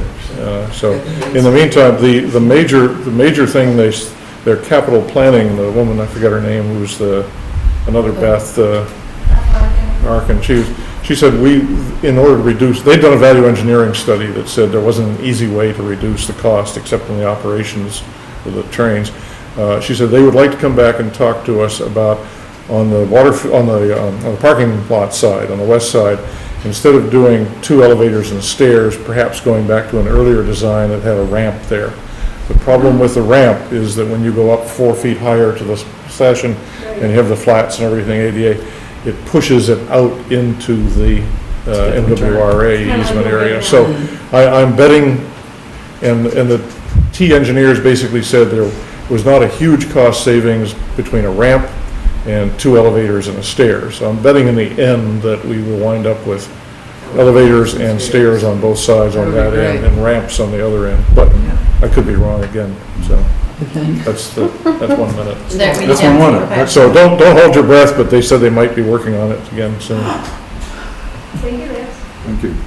It was a, Shore Road, are we gonna? I don't know we have Shore Road Museum District. I don't know that we have anything to say about Shore Road at the moment. that sprang up when we did the streetscape study some years ago. One of the questions we asked the Secretary of Economic Development was, is there any money that we could use to rehab Shore Road? And he said, if you have a ready design. And we said at the time, well, after it'll anchor the high school on one end and the town center on the other. And he said, well, you've come up with shovel-ready sort of designs for the thing and a consensus. Then conceivably you could come in for Mass Capital Works or one of the other grants as an economic stimulus grant. Whether that works or whether you have to do something else is not clear, but the idea would be that if the T is going to put a ramp down on the beginning of Shore Road, you're going to disrupt a lot of it to begin with. The sidewalks there are lousy, the parking needs to be restructured. Right. The Griffin is a big attraction, so what's your vision for how to do that, and can you make it a little more pedestrian and business friendly? Just a possibility that sits out there and nobody's followed through with it. So do we need someone to come in with the charrette for that? We've had people come in with ideas, we've just never focused on doing it. Well, now we have the MBTA's plans for that. Sort of, yeah, we do. So we have to We know coordinate that. where it's gonna land on the Shore Road side. yeah. Okay, so we can go. So you could get serious about saying, what do you wanna do with Shore Road corridor? Well, we do still have those 3 concepts, and Yep. those companies are interested at any point in time in coming back to Winchester to Sell us more work. sell us more, sell more work, so. So can I actually think we should look at them again, because Can you share those? I've never seen them, so. I wasn't crazy about most of that, but some of them were okay, but, Beginning of my third. Well, we didn't pay them much. no, I know, exactly. So why don't we Hey, have? that was a We road told them the revision. sky's the limit, so they were Oh, just no. drawing Them and pictures. I thought we were just gonna focus on Shore We can Road. put it up on a website. This would, we focused on the whole area. Also, they didn't work with the existing buildings, the historic buildings at all. It just like, to me, they were all just kind of blank slate, let's make pictures. I really think we ought to reconsider who's going to be invited if Why we're going don't there. we, Brian's going to circulate those plans to the current board, some of whom, at least me, have no idea what these look like, so. We'll We're take- talking specifically just about shore, we're not Just talking about about the other work they did One around. of the three design groups, one focused mostly on shore, the other focused a lot on the center full Right. rotary area. Mhm. And the third one looked more broadly at the downtown, so they, each one of them had some, we told them, just give us ideas. Mhm. Yeah. So they're, all right. And they did. They're Okay. few, but mostly, I remember, in fact, I still Trying to remember. get us almost out of here by We 9. definitely want to get to the 8:50 one too. We want to get to the 8:50, that's why I'm really boogieing here. I know, So, I didn't care. Main Street GBT zoning. one of the things, Brian's been looking at the Triangle Master Plan, which talked a bit about North Main Street, and he's trying to find things in there that are not quite shovel-ready, but town meeting ready. The other thing is that we are, and I think we're still in the process of digging things out that might, Well, one of the fall town meeting articles that we're proposing is looking at the fringe parcels along Main Street for the GBD 2 and 3, the one off of the Main Street. So, and potentially putting them back to residential for a number of reasons. But that's not really what this agenda item is talking about. What this No. agenda item is talking about is like revamping either GBD 2 and 3 completely, or really looking at the Triangle Master Plan in whole and updating the entire Triangle Master Yeah. Plan that incorporates Right, GBD 2 and and take, 3. by the way, I'm Right. seeing that building on Canal at North Main, the Asian restaurant, Yeah, it's just yeah. right now getting pulled apart and recited, so I it guess hasn't they're been not pulled demolished. apart, it's just getting recited. Well, they're taking apart. Before all- 7 a.m. They on have Sunday all the morning. Victorian features. I can hear all those pneumatic guns going before 7 a.m. on Sunday mornings. It's work on Sunday at all. I'm not sure who's doing the job. Anyway, that's a separate issue. So, We're in sympathy with you. thank you. But you need to work on getting. I don't know something that, so that's the current focus of the planning board on the GBD rezoning. We haven't looked at taking the best of what's in the CBD and putting it to GBD yet. But that is the goal. So at That some- is the goal. At some point, and I know we're totally rushed now, but whether Yeah. it's on the next agenda item or maybe it could be sort of sent to the select board chair, what the planning board sort of thinks might be helpful for the select board to focus on that would be helpful, Mhm. not necessarily zoning, but if it's something like maybe the electrical poles that are all sort of angling in, or Yeah. something that would sort of be this kind of help with the improvements. Yeah. So, because that way, that would be on our agenda also, and so between the two of us, we maybe be able to achieve, keep achieving stuff. There That would be Well, I don't know, consistent. light poles have been an issue. Yeah, with or whether since it's like, for working the on last the curb 18 cuts years is another plus. one, Right. possibly like sort of painting that includes some area for bikes, some things that would at least help and be Yeah. supplementary. In Lance in the Road book, you approved work on Main Street, where the Lynch is crossing, right? Where there's no crosswalk or anything in front of the medical Rapid building? bus meetings going in at Hemingway and at Sheridan. Yeah, so there's that Lights going going. on, but with that being done, we have been talking about the width of that road of Main Street and the lines and getting Yeah, the so we lanes need that to be on in, the select so people board aren't agenda. passing each other on the Yeah, left. so I and- think the new citizen traffic advisory committee, T-Tac, all right. is looking at development policy for lane widths and pavement stripes. Oh, good. Are they coming to the planning? You sit on that, right? They've only met We've met three twice, times. Three times. 3 times. Okay, can you make sure that, Still, the planning board stays in the loop on that? Because that has. Heather, aren't you technically, Not on T-Tech. not on T-Tac is T-Tech? citizens, Oh, T-Tech, residents. I thought we had this, Yeah, it's residents talked and free about staff. It's we talked about Jay it. Gill, Beth, and myself. Yes, you gotta keep us in the loop on those recommendations for me. Okay, And we're in the infant stages at the moment. I know, just going for it. okay. Well, aside from, what Right. that's just indicated, thank you. There's some other things that maybe we should just have monthly on the select board agenda, so that, and whether the two chair need to talk, or the next joint meeting or something, so that the select board is also participating in the process of doing whatever would help the planning board's design for improving Okay. that corridor. So So I think that we could definitely, I won't speak for our chair, include some things on our to-do list that would be complementary to what the planning board thinks is a priority. Yeah, we can ramp up the communication. Yeah, Yeah. exactly. Sure. And put it Yeah. on our agenda. Okay, thank you so much. Okay, Now so. we'll get to that other thing. Right, so the only other two things in our 8 o'clock slot are other private development, and I don't know that there's much to talk about there, because, town common plaza We plans. have a meeting in early August. Yeah, I think And the it boards says are, it's going to design review. Heather and I. I think it's actually going to design review tomorrow. Yeah, it's Yeah. mid-July. There's a Yeah. walk, I think there's a walk tomorrow. Yeah. yeah, Yeah, we asked them to Sidewalk, walk right? prior. Yeah, yeah, I think there's a I sidewalk think I tomorrow. did it last week. yeah, So So- we'll keep everybody updated on. excellent. So let's jump right into, The other part of that is the working group currently for the town common is establishing an actual, We've been talking about that. right, yeah, I know you mentioned it, but that was the other, is so that, it's going keep to that on your be, radar, the select Yeah, board. it needs to- is about Also, the since it is the select board whose oversight, I guess I would ask if there's, are we now at the point where we need a policy for the common? So that it's kind of finite or controlled as to how much gets built on it? I guess, I have a very dear friend who worked for years in Washington, and the issue of what just the ongoing monuments on the mall is a huge thing. And I see, and you can go to Woburn and see that rotary thing really is what was wouldn't their that be common. the whole point of this town common? That's Yeah. what this, Yeah. so This there's whole going to be group. a new. It needs policy. Well, I think, once the committee is established as a permanent Yeah. committee, which Yeah. Well, I don't know if is, that committee is going to be, I don't think it's decided if No, that. that's it for the select board, so I Yeah, just yeah. wanted. right, but once that committee is permanent, then I imagine one of the first things on its agenda will be to design a policy for, Well, and that's what I'm saying, Tree because I'm not on replacement. it. Yeah, So so- But also We'll monuments, keep you guys it's huge. posted on transferring that to a committee, but in the meantime, the working group is continuing to be corrected, so. yeah.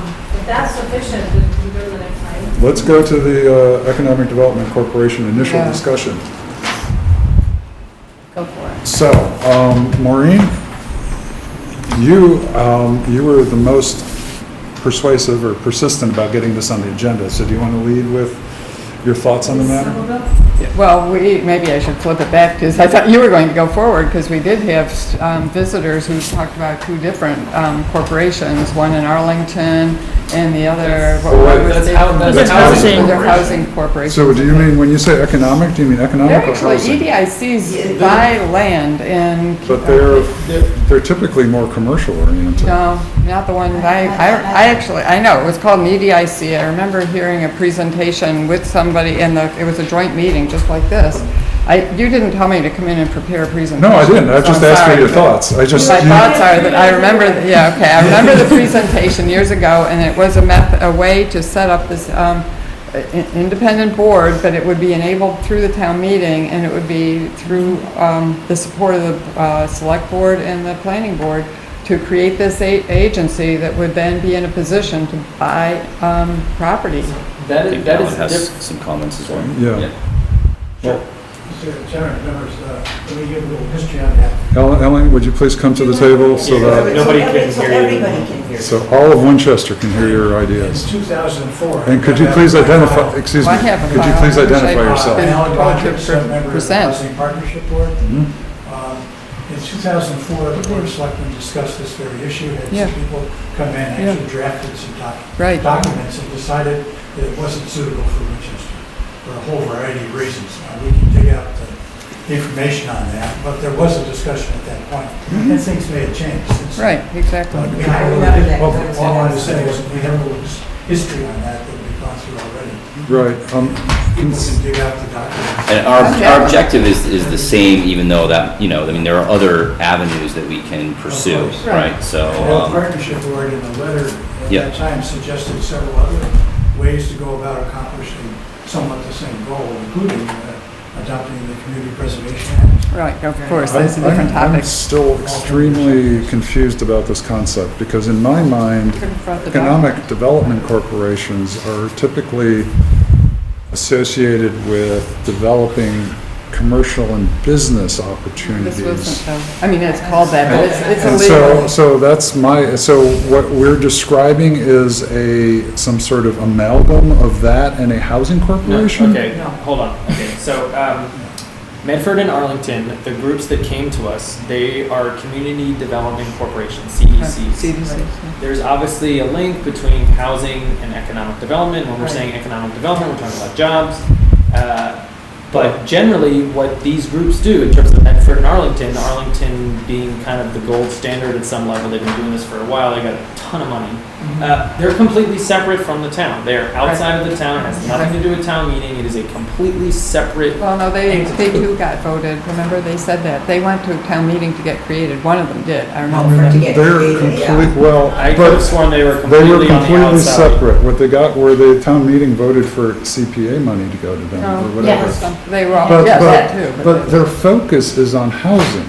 Their That's focus correct. is not on economic development. Correct. And so, That's what this again, was. I'm asking, what is it we want? Do we want an organization based to focus on housing? Do we Housing. want it to focus on economic development? Do we want it Housing. to do both? But that was for how, I'm sorry. Why can't it do both?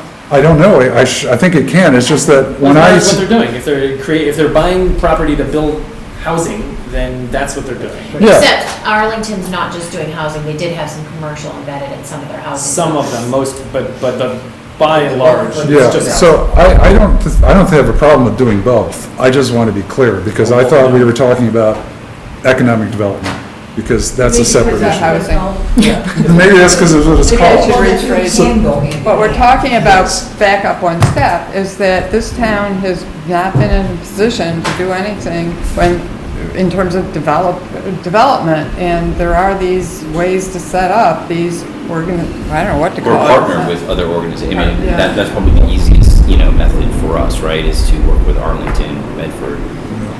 Arlington's developing and they're Yeah. buying places in other towns. No, not yet. But That's they what would she partner said. with us. They said they created a separate one, I but it guess I'm hadn't not actually sure, gone. but- I think what your boards need to do first is try to decide what your needs are. Right. It can't be satisfied now with the town. Well, okay, I will say this. And there's a whole variety of needs and possibilities.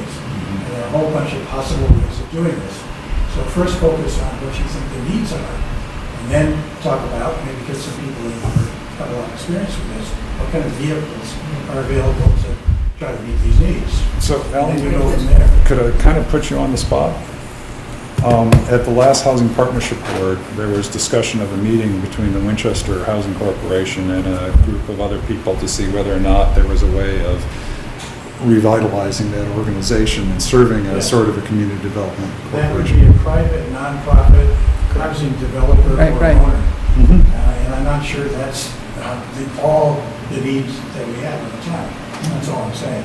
Maybe that's part of it. And there are going to be discussions going on. We're trying to revive Winchester Housing Corporation.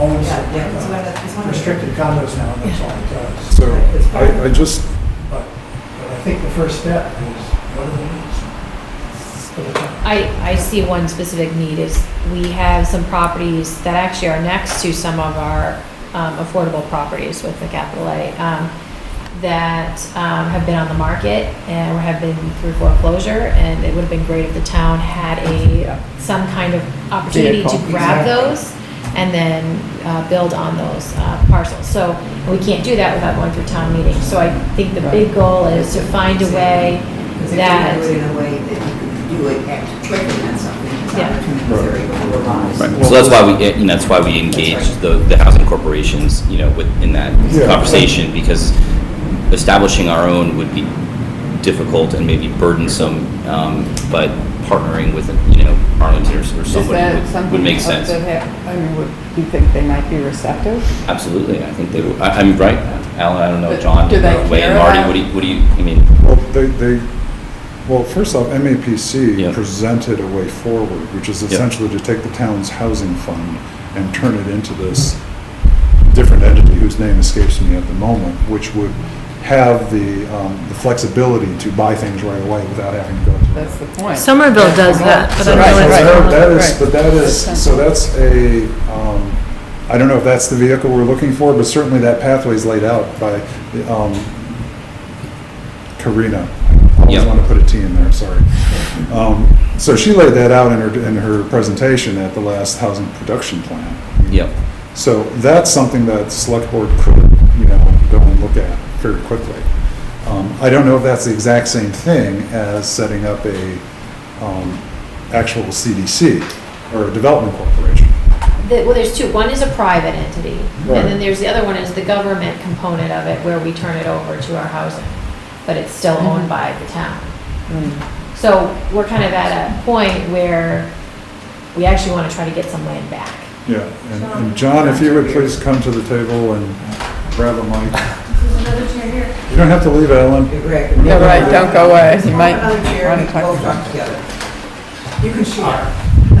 John Surveyor, also from the Housing Partnership Board. I would differentiate Karina's recommendation for the Town Housing Fund, and what she recommended there was converting that into a trust fund that is independent of forming any kind of CDC.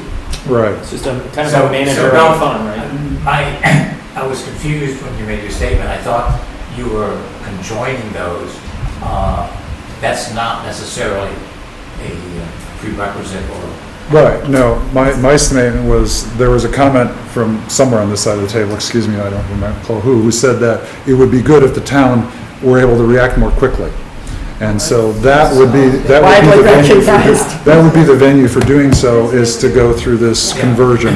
And then I don't know if that also, if there's a separate need for a town-run development corporation. That would be a separate issue, because that involves a lot more than just being able to buy and flip or whatever you need to do with the immediate. I think that before to really look in depth at these alternatives step one is to complete a draft of the housing production plan, review it, and get people to comment on it. Step three is then implementation. And then, there's something like 26 recommendations in the current draft, whether that will stay 26, whether it gets reduced to 10. But each of those has lots of detail, lots of thought that needs to go into that to implement, including conversion of the housing fund into state level trust or state level approved trust. And there can be lots of dialogue, as Alan and Michael have alluded to, and others, what a private corporation or what a Medford-style CDC might look like. And there are benefits and problems with those. Medford and Arlington have access to financial resources that Winchester does not. The three big resources that they talked about, we didn't have.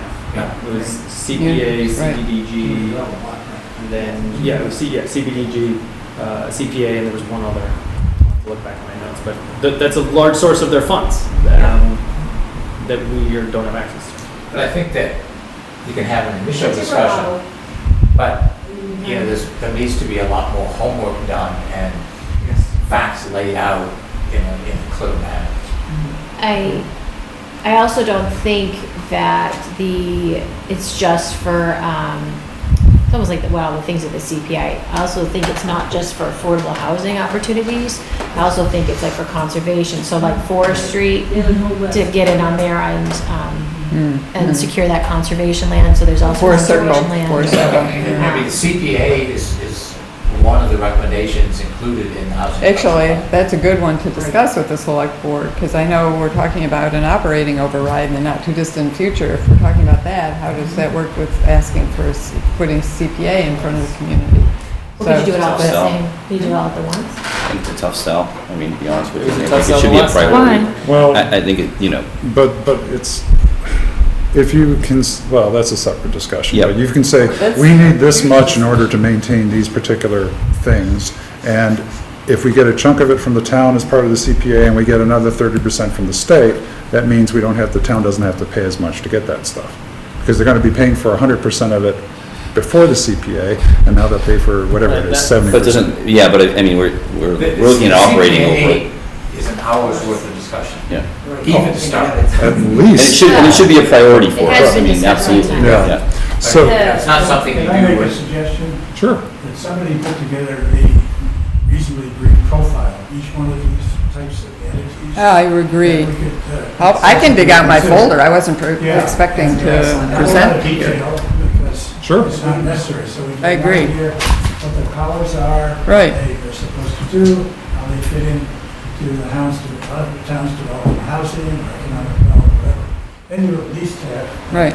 a set of alternatives. Would you Start be, talking I mean, about, what seems to make sense and what combination. I'm wondering if, can we flip it bit, Ellen? Is that something you could, I mean, I know you're a lawyer, you can write. I know, but I can dig out my folder and show you what I've got, and obviously we've got Well, Arlington and It sounds like we have a subcommittee of Maureen and Alan who will come together and provide some Ellen's sort the of a writer, briefing. but- I vote to create a subcommittee. So why don't we talk about maybe having this discussion, at least in the planning board, because at least one planning board member's on the subcommittee, say in August, because July is pretty I'm much. not doing it in August, sorry. Okay, we'll do it in September. Before we get kicked out, could we also think about sort of how often we may want to do a joint meeting? I agree, I had the It's same, so productive. I agree. Every single time we've done one of these in the last Yeah, year yeah, and a half. it's been we've too just kinda long moved since- everything so much faster. Exactly. I think the goal originally, the goal Yeah. originally was seasonally every 3 months. Yeah. Maybe we But could. now Right. with the whole RFP thing, maybe. No, Yeah. we're gonna have to meet more than that. So maybe every 2 months, and so then maybe you could kind of get that at some date in September, or, I can't even. and then just sort use of line those Chrome up. right now. Well, it definitely makes a lot of sense to meet Something, I before, don't to know have if a working meeting. I with town phone, meeting. it says no, you should. Yeah. So why don't we shoot for September? it's, We'll shoot for September for another joint meeting. The RFP Yeah. anyway. Like already done. We would have to have, so we're Look up looking EIS. Yeah, well, I mean, we're just shooting for essentially it. money through the overall. Even though it was, You can stay. It's just that Do we, you want to condition process? yeah, I think we've, we're gonna, unless anyone else has anything on the joint meeting, I think we can adjourn. Alan, And I just, on behalf of the select. are you, board, I can you thank everybody put on the planning board. together just a few, at least, start with just a, Say yeah, and I can Second. get, All in favor? yeah, I can either bring over. You don't get to say anything, you can't vote for the select board. It's all right, it's all right, you're welcome. Okay. Oh, no. Okay, they're adjourned. Oh, yeah, you guys are still here in a couple hours, right? It's the first and only time I will use this. No. My mail. Heather Hannon, nice to meet you. Oh, yeah, I'm gonna get an air horn. Gonna stretch. she went to Princeton. Alumnus there. Oh, did you? Well, I just returned for my 60th reunion. Wow, congratulations. Now, Yeah. what's happening is the match is down to. Is it fun? Okay. And then divided up. It was humid. Was it all men? It must have been. It was all male when you were there. Yeah, that was, Oh, guys, I'm sure. all that stuff is, What was your class? What was your class? What year? 58, okay. there was two members on the planning board. David was, yeah, 69. His was the So last. if I could bring the planning board, So, but no, I don't know on the operating side. okay. And then jackets will all be on. Excuse me, folks, the planning board is still in session. I have to go. Yes. So I suggest that we could take a break of about until 9:15. That gives you 3 minutes. Okay, we'll see you all at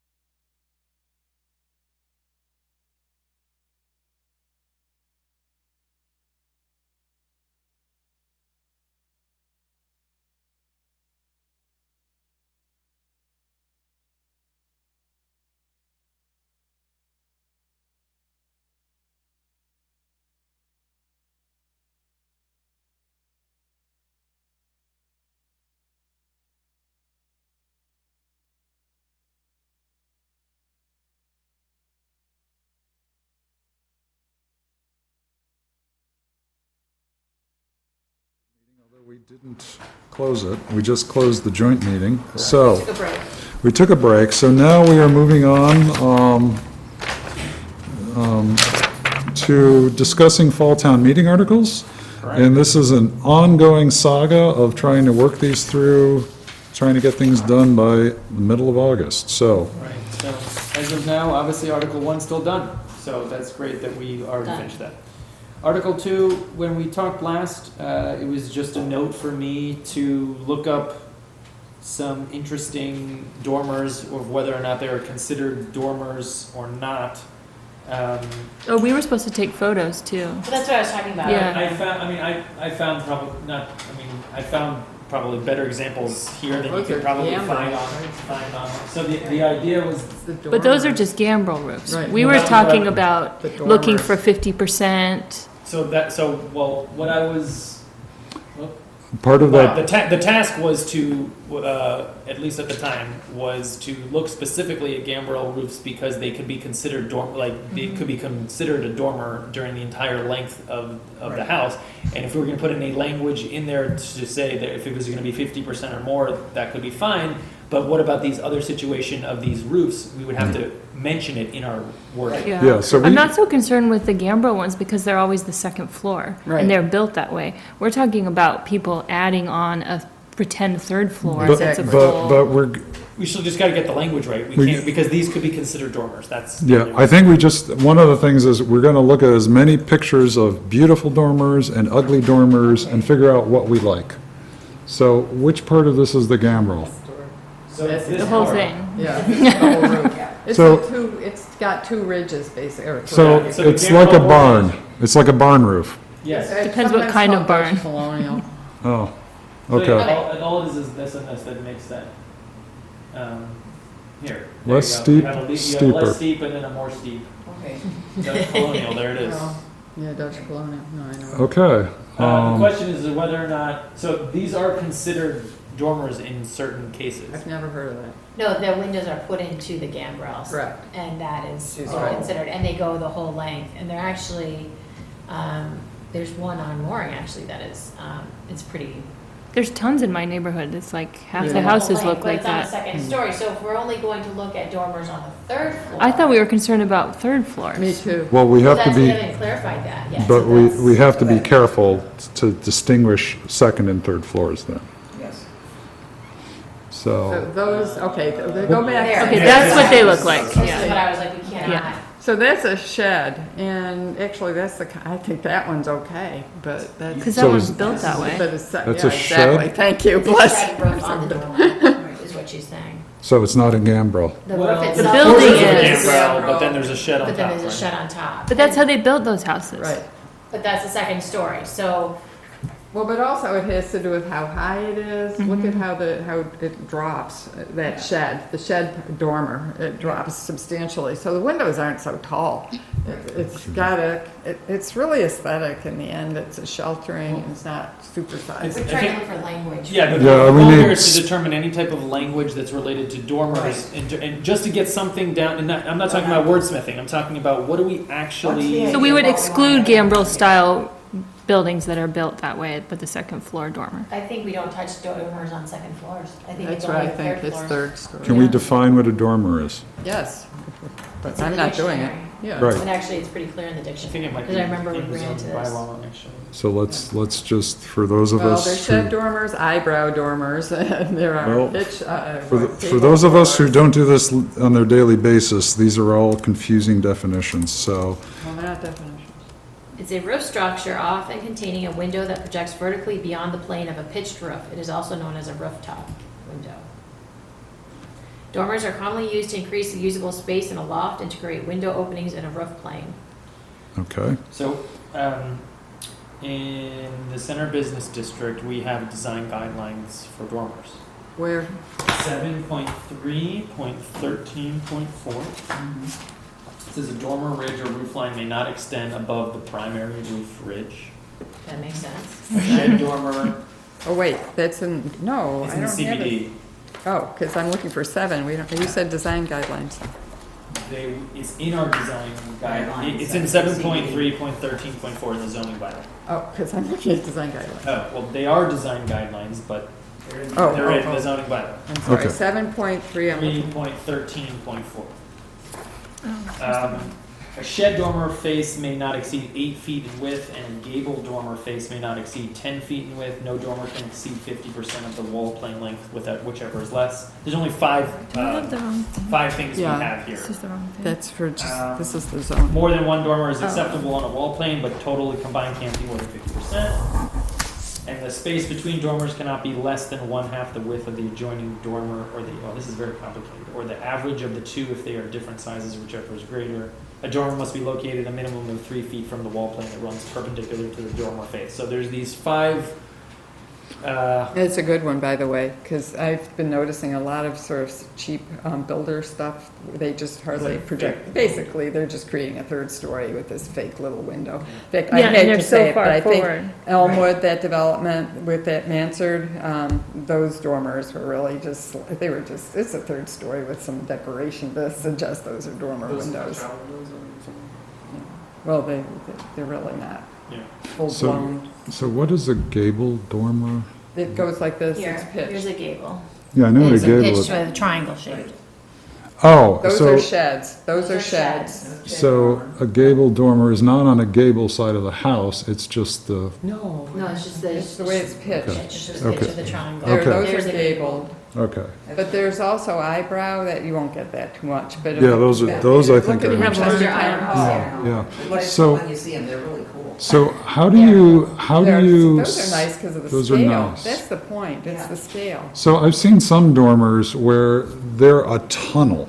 They go back like 15 feet Doghouse. until, a They're doghouse. called doghouse or. How do we, those are really They horrific. look pretty bad, and you're like, what? How, someone's gonna be like. It's a weird space inside the house. Yeah, exactly. It's like, what do you even do in there? But Like, it's- you're like, you curl up in a It's like a boat. skylight. Well, yeah. No, but It's a place for your cats, okay? It's a great place for your cats, but, the Windowsill seat. cat dormer. but I just want to make sure that we have language which prevents those things, because I've seen some of those on some houses, and Well, I they're think just that has to do with horrific. Projecting, I think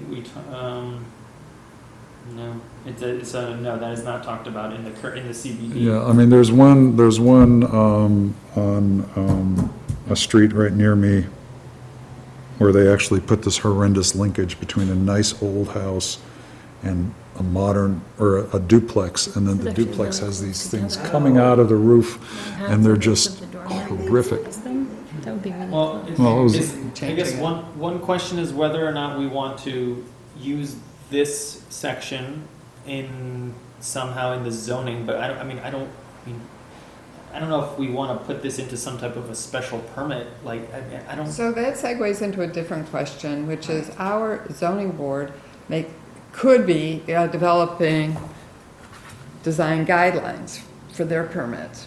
But we don't have any access, or Yeah, I don't- our dialogue with them is like zilch. But that is a place where design guidelines could work for them. Yeah, I haven't heard of any ZBA doing something like that. Well- I think I've heard another entity giving it to them, like the planning board or the Well, if DRC, that's- or let's it's do through it. zoning or otherwise, but Let's do it. it's not out of the ZBA. One, Well, if I may, I mean, it strikes me, in an instance like that basically, what we have within the zoning bylaw, that's the rid of it. And perhaps we need to have a little joint meeting with them, and I know they tend to be,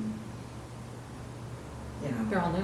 they're- We have a joint meeting. we have a joint next meeting week. Oh, we do? on the 24th, Hallelujah. Oh, sorry, 24th. 24th, not next week. Hallelujah. Next Okay. week's master. Because But- they sometimes but has been a little bit. If we are concerned about the way our bylaws are being interpreted, then we need to provide guidance either in the bylaws or in an accompanying document. So that's Or one of change the, the bylaw.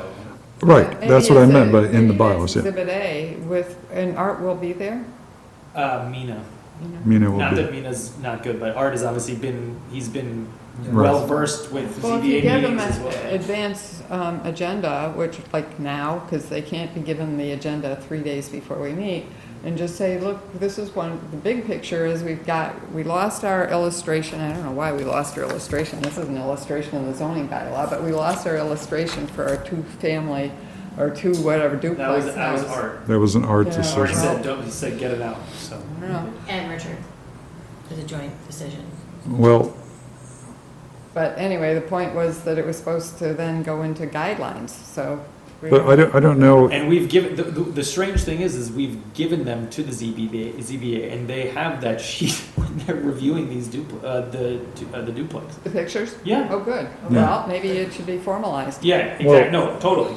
yeah, so I don't know that this discussion we'll be having with the ZBA will be getting into details about But it's an that. example of. Yes, So how- can, It's a for instance. yeah, and that's the list of, Aren't we talking about whether this language is the same that we want to duplicate? Anyway. I personally don't think the language for the CBD is appropriate for townwide. When we looked at the dormers and when that was analyzed, it was really looking at Thompson Street specifically. And then we knew most of the construction outside of the residential components would not have dormers. Or if they did, they are going to be more like what's being proposed on Elmwood. So it was with that in mind. Cambridge has design guidelines for dormers. I sent that to everyone, so you guys have that to look at. Could someone make a note of that, please? Maybe we should I be looking at emailed it to you When? just now. Oh, okay. There are design guidelines. The problem with dormers is it has to do with a lot with proportion. So it's not a percentage, it has to do it, but they do tackle it. It's Yeah, just yeah, like a it's an 10-page image. document. That's okay. Tackle the dormer. So, but I Well, think it's, do we really have a problem with dormers, or do Yes, we really we have do, a and problem I'm with seeing- the shed, specifically those shed dormers No, that no, take no. up the whole No, third it's not floor? just the sheds. Well, We're seeing supersized, out of, like, those are cute little dormers. I'm seeing There's some that them. are like tall and skinny, or they're like right up in front, and they look like the house just goes up, and it's Yeah. really a There third are a lot of floor. bad dormers now, third story, right? They're just pushing right against that 40 feet, and then they But- put in these So giant. so we would just, I'm taking this a little further, so how would we regulate that? We would regulate this through a special permit process, we would regulate it through, this is a definition, Well, I like and what if you're Cambridge going is to, doing. if you're going to go outside of it, then you can't do it, or if you are gonna go outside of it, you could potentially get relief through a special permit, I mean, Combination, you're saying that what we did with the duplex is partly in the zoning and partly they've got a picture, so Right, maybe but it's in- combo. but the duplex, It's very comparable, actually. there's They're no, real but there's similar. no way, it's a yes or a no. But the, Meaning, is this a duplex or is this not a no, duplex? no, no, This it's is the not definition. whether, it's actually, is it coherent and unified or not? Right. Yeah, Maybe, yes, but that's what maybe made, something about the dormers should be similarly soft and then I'm- refer that I'm- to guidelines. I'm concerned that if we start doing that, we're gonna be starting putting lots of design things in our bylaws. I am as well. It's different from the, because what we're talking about, a duplex, it's a use. It's not like it's not a Right, specific thing. Coherent isn't a use. No, just wait. So, the reason why we're able to manage a duplex in general in terms of how it looks specifically is because whatever applicant is applying for a duplex, we can then say, this is a duplex, this is not a duplex, and we can go there. When it comes to a dormer, how is anyone envisioning specifically how to regulate these dormers? Through a special permit process? Or Well, just I say thought that Cambridge- these are the regs, and you either meet it or you don't, and if you don't, you can't do it. Is that, Cambridge, I think, is there's relief involved if you wanted to? Well, make so it what bigger? about there is that any one? relief. What about that new one that you took the picture of? Like, would we, if that was a special permit, would we have said, you can do that, you can put it the whole length of the third floor? No, I'm just trying to figure out. No, I'm just thinking But like, how would you- how but it the- would come to us and what we would say. Yeah, just I to mean, figure That's what what I'm out. saying, so it's just like, what, so if it's, it depends Say it's what the 50%. Yeah, Say let's say it's it's 51%. And So- that one is, say, 80%, that one that they built. Would Right. we say that's okay because you use nice materials, or? That's what we're talking about here. I mean, that's what I'm saying. I don't know how Yeah. we would we regulate this through a special permit, or is there no regulation? It's just I'm sorry, no special permit process. It would just be, this is the regulation. You either meet it or you don't. Well, I will go back to the CBD. It is, it's just regulated. It's the CBD, and in the CBD, it does make sense. I agree with Heather that this very aggressive language, it is quite aggressive. It's shall, it's all shall not, shall. That works for the CBD, and I don't think too many people would have any issues with that. Right. Only because Let in me the try center. this. Only ones I'm in hearing, residential. I'm getting, like, every week, I'm getting emails from people in neighborhoods around town saying, and it's about what's happening in their neighborhood. So I think there are a lot of people who are unhappy, and Keyed up it's with new these development. three-story things, Oh, I and think those it's- dormers are a piece of the third story. So But- maybe it's appropriate to start having that Well, conversation. the question is, I still don't understand the rules as to how do we, what is the dividing line where we say this is an acceptable dormer and this is not an acceptable There's dormer? nothing on, you're right, there's nothing there. Say we well- said 50% for a third floor, or you have to get a special permit, and then they come to us and we say, okay, it's at the back of your house, your neighbors don't care, we'll let Right. you have it. But what if That's it's, an idea. what if it's not 50%? What if it's one of these doghouse style dormers that So are, how would it get to us? yeah, I mean, if it's a question of aesthetics versus, I mean, we could put a hard line and say 50% is the max, but then we say, we also dislike ugly dormers that destroy the look of the home. Well, let's try and define what that means, and I think we need to get pretty, I mean, if we really want to do anything about controlling that, we need to get pretty prescriptive about it. And that's They- where What would you I say? worry. Dormer additions is, I think it's what it says, Cambridge Review's dormer additions.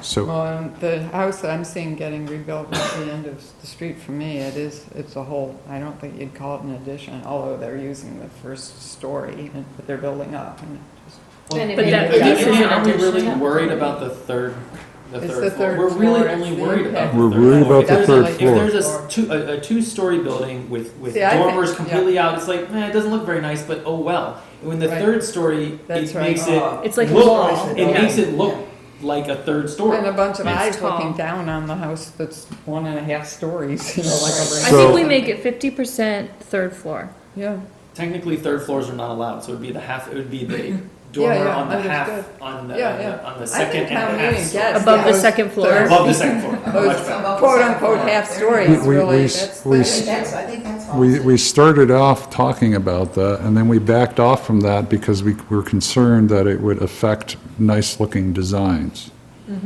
And That's so where I was. we are coming back full circle to where we were before we had that But then it would be a special realization. permit, it would come to us and we would say, this one looks nice, Right, and then we would right. let them do it. Right, a special permit allows for design review.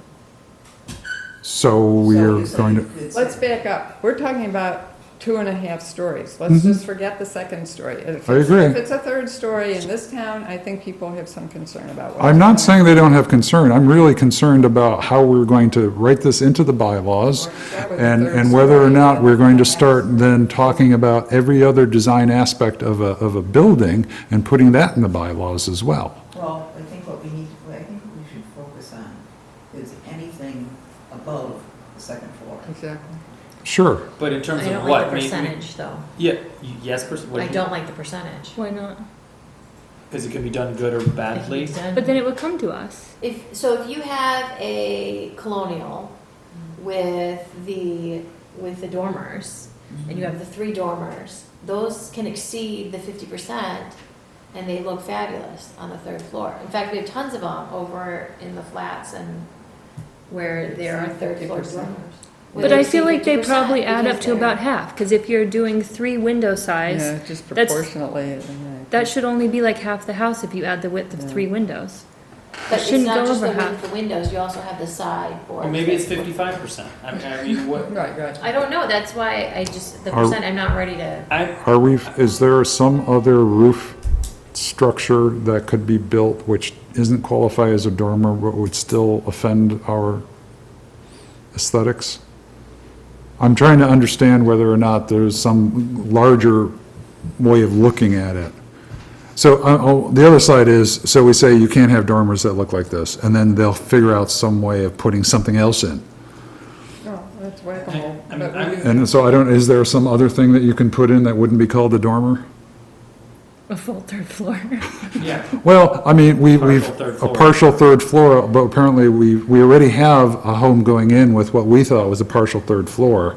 Or they're all over the town. They're all over town. That have been built anytime between the 1 and 50 years. Yes, but there's one that actually was a brand-new house that was accepted, that the planning board thought was a partial third floor. Because the majority of it was above grade, it was Right, full so, story. so the point is that wasn't seen as a partial, that wasn't seen as a third floor, it was seen as a dormer, a modern dormer by the ZBA. So my question is, we have to be looking at this, not just saying, this is obviously a dormer and it's too wide, we have to say, we have to define dormer in such a way that we can capture this thing that happened on this. What house are you talking about? Richardson Street? I'm talking about What does Richardson. it look like? I don't know. Talking It's a about. metal, it's a tin house. It was, they essentially built, from the neighbor's side, you saw essentially a full three-story flat wall. It was for a stairwell. Which dove into, the top of that dove into the roof coming down. So this part was essentially 3 stories, but it intersected the roof, away from the edge of the building, or inwards. And so the ZBA said, that's essentially a dormer. And so, Even the building commissioner didn't think it was. and So it went through? the ZBA they went through. Yeah. And I am concerned that if we essentially say everyone knows what a dormer is, this will go through, because obviously not everyone has the same idea of what a dormer Well, is. that's something Well, we it's actually helpful for intended to you. see about is the definition, because they should have gone to the definition of a dormer, and there's no such thing as a contemporary dormer. Right, That but they but just the went with what the application. point is our bylaws have to be very clear then as to how we define a dormer. I agree, okay. And I want to make sure that we capture all possible ways of thinking about a dormer. I think pictures will be helpful, but you're saying we're not allowed to include Well, pictures? Yeah, Not that we're not allowed, it was discouraged. It was discouraged. I don't But- know why. But maybe, I'm sorry. but what, how about step 1 is maybe define, I mean, we wanted to start, actually, why don't I look at the Cambridge? Look at Cambridge. Why don't I Yeah, look well, at let the me- Cambridge guidelines? Because No. Okay. I'm a little shy from the idea of doing like a full regulation of like what we're doing in the center business district. I definitely think there's an issue with these shed dormers that are acting like third floors. That is a very clear issue.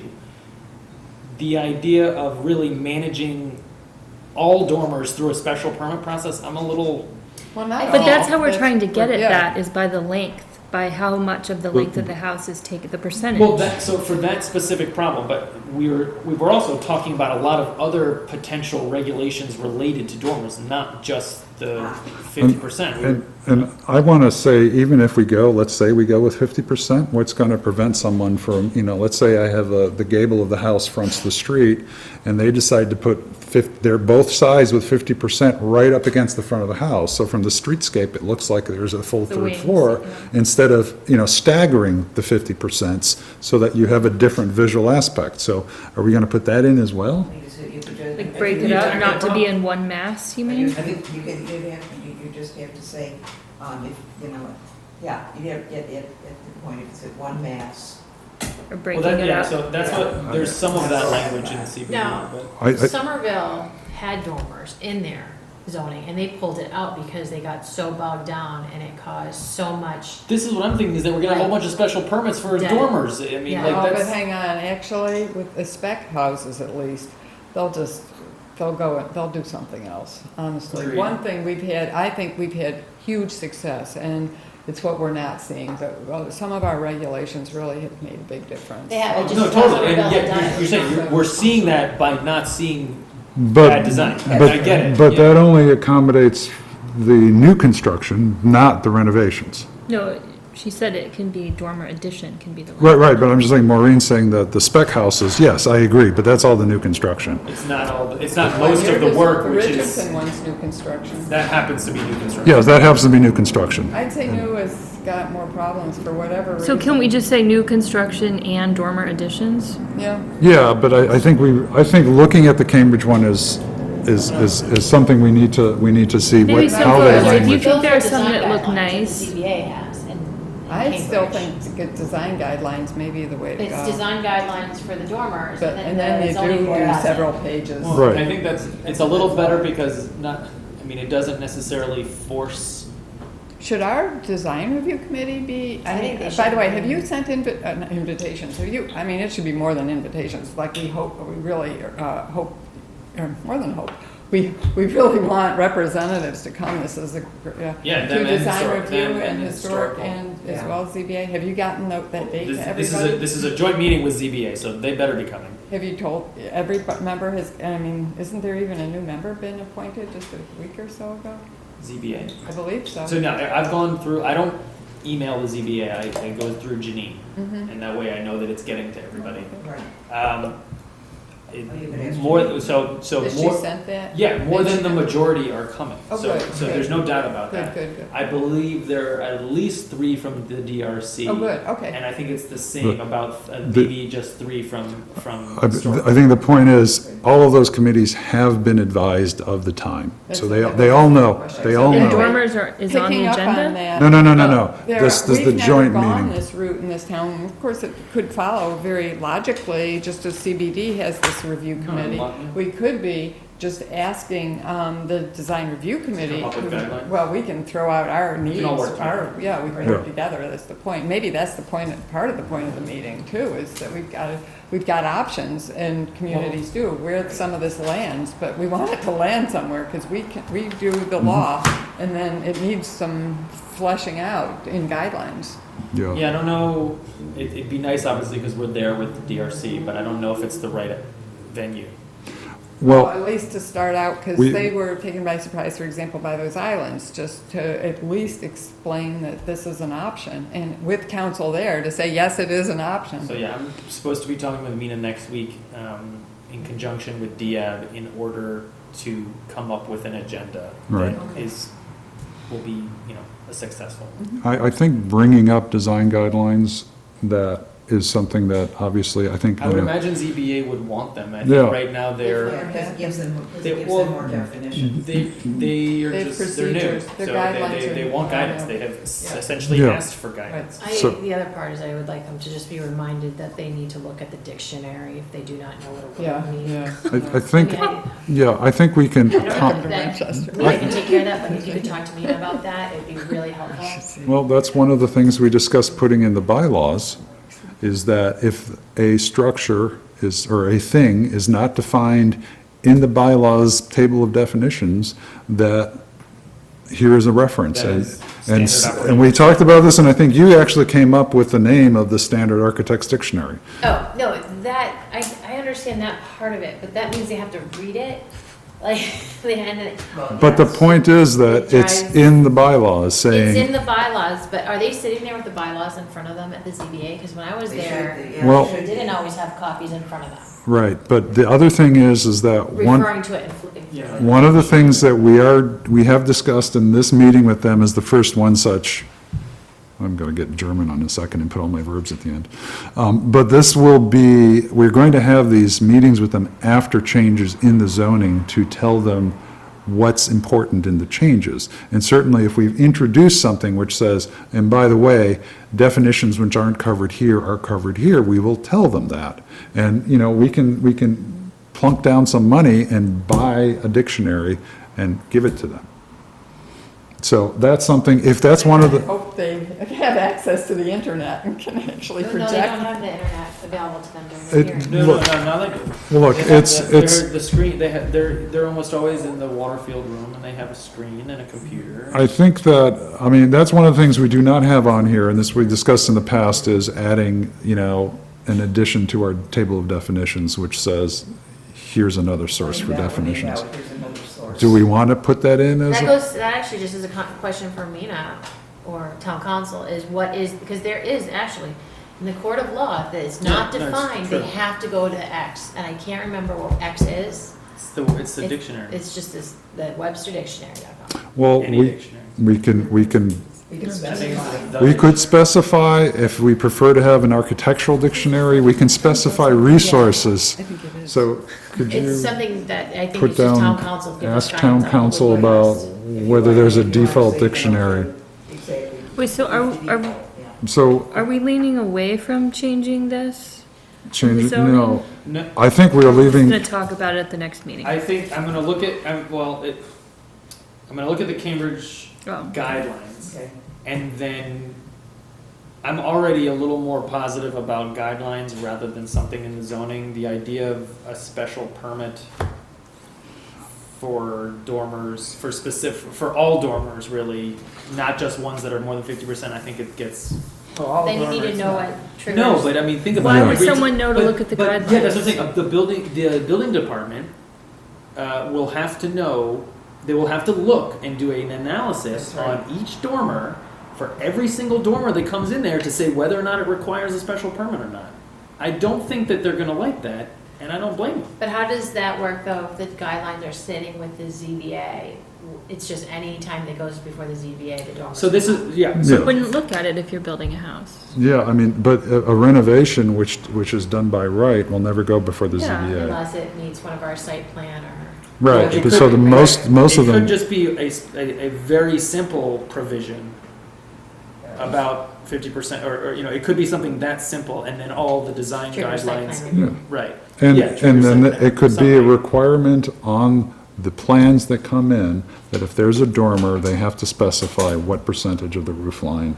And then if it's over 50%, Don't, yeah, don't, you know, yeah, I'm fine with that. If it goes, if a dormer is coming in on the third floor over 50%, then it goes to site plan review. Yeah.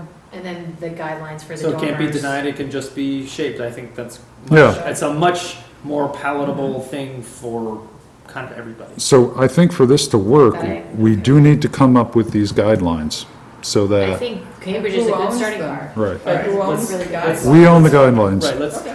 move We own the guidelines, and Are we, we starting to develop guidelines then that we will share there, with the there, ZBA? there is the planning board handbook, which exists in an abstract sense, which one day will actually exist in a Real sense. physical sense. I don't think design guidelines for the meeting on the 24th is No, that's appropriate, not. if that's what you're asking. I think mentioning that they will Mentioning it, exist. sure, but like having it, no, I mean. No, it's not. That meeting is mainly to talk about process, talk about procedure, talk about when should something go back to the planning board for review? When should it not? When should it just be held in ZBA? Oh, and by the way, when we do that, we really, I'm getting emails, I'm getting unhappy people, and it's been multiple times, back to the historical commission meeting we had with them, about notices. I missed the meeting when, I think several of the reviews took place at the last meeting, and apparently the But- review here took place before the mailing went out to the. That was abutters. only because it was, so I'm very much aware of those owners specifically because they talk to the building department. The building department usually sends those out 3 weeks in advance. Yeah, I thought it This was was a late. It holiday, sounded so she late. sent it out, so they got to them legally 2 weeks before. They got to them Right, exactly exactly. 2 weeks before. We happened to meet on it because it's a very random, weird situation where we only had one meeting this month. Anyway, that's well, that's meeting. enough, Brian, No, but sorry, no. But the point is, we still, when we meet with the ZBA and historical design review, I think everybody's really eger now to get the abutters noticed. So talked about that. that's already The- done. Yeah, but there's a sort of there's the positive side is it's done.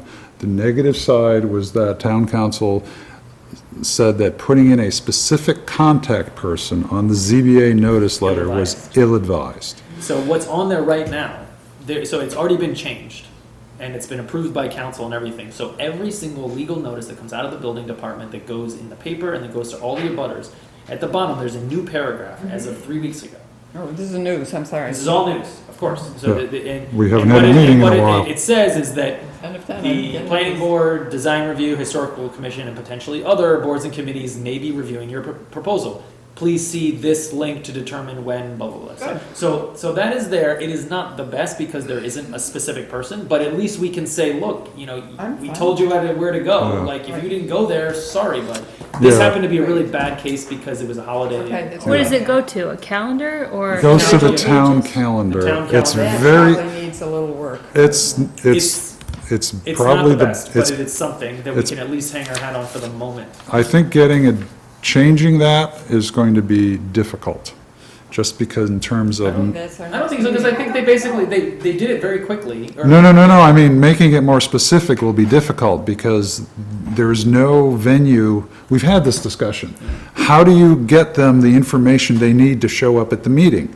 Right, you'd have to go to the calendar, click on every agenda. Yes, every week to and see if we it's coming up. discussed this, Brian and I would discuss this ad nauseum, and we could not come up, It was sorry. basically call Brian. It was basically call Brian, and we can't say call Brian on the note that goes out. Maybe that's the next meeting with the select board, because the calendar. I think it's no, this is what we should be talking No, about no. on our meeting on the 24th. Okay. Yeah. This is exactly what we should I'll be make talking a about. note. Anyway. Make a note. Well, I mean, we're already there. I mean, it's Okay. part of it. Yeah, so, anyway, We go to Article 3? let's go to Article 3. Nothing for Article 3, that one's done. That one's done. I finished the wording for Article 4. So it's not exactly the same because of the way that, but it uses many of the same words just in a little bit of a different order. Section 9.5.7 is Special section, permit. So it's in site plan review right now, but not in the special permit criteria. But we're using it anyway. well, right, the ZBA is using it. Okay. So this language is, it's the reason why it's like this is because in 957 it's like a bulleted list almost. It's like a colon, and then it's like you have to do. So that's why the wording is a little bit different. But there's no doubt that it is the same sentiment and the same words, just in a little different tense. Okay. Article 5? Well, do we need to vote on Article? We don't have to 4? vote anything, but we could. I would prefer we vote on it and stamp it done, so we can just skip it next time. I'm actually looking at 9.5.7. New subsection 12. So there's 11. Yeah, I think this, frankly, I'd like to be, I mean, I'm not opposed, I think I'm You just wanna for put it- for put it- but I say just put it feel at like, number I one. wanna, I just wanna read it, so, and we're doing all this out of context, which I don't think is great. So can we come I'm back to not, it? I'm not opposed, I we just, come back to it? well, Sure. before I Why vote don't we and send it come to back town to it? meeting, I wanna read it. Yeah, I don't think I was ready to vote, to be honest. I I thought wasn't, Okay, I thought it Sorry, was. Jim. not that with the new, Yeah, I with the didn't- newest I didn't- language. But Brian, in Okay, one well way, then let's- I think the point is that, I mean, I could try to merge all this stuff, but really, except Article 1 is, I don't We need need the whole anything more. section that goes in. But, I just, yeah, we should see the whole, just the way town meeting will, we need context. And now we're talking about changing it, but we need the updated zoning. Wait, are we still, It's updated. we already have copies of that? The hard copies for us, the new binders. I can do that. Again, it still won't go up on the clerk, but it's what we're using. It's what the zoning board uses. You It can won't have go up by the clerk until when? no clerk. Is there new staff downstairs? The assistant who was in HR is now officially the assistant clerk.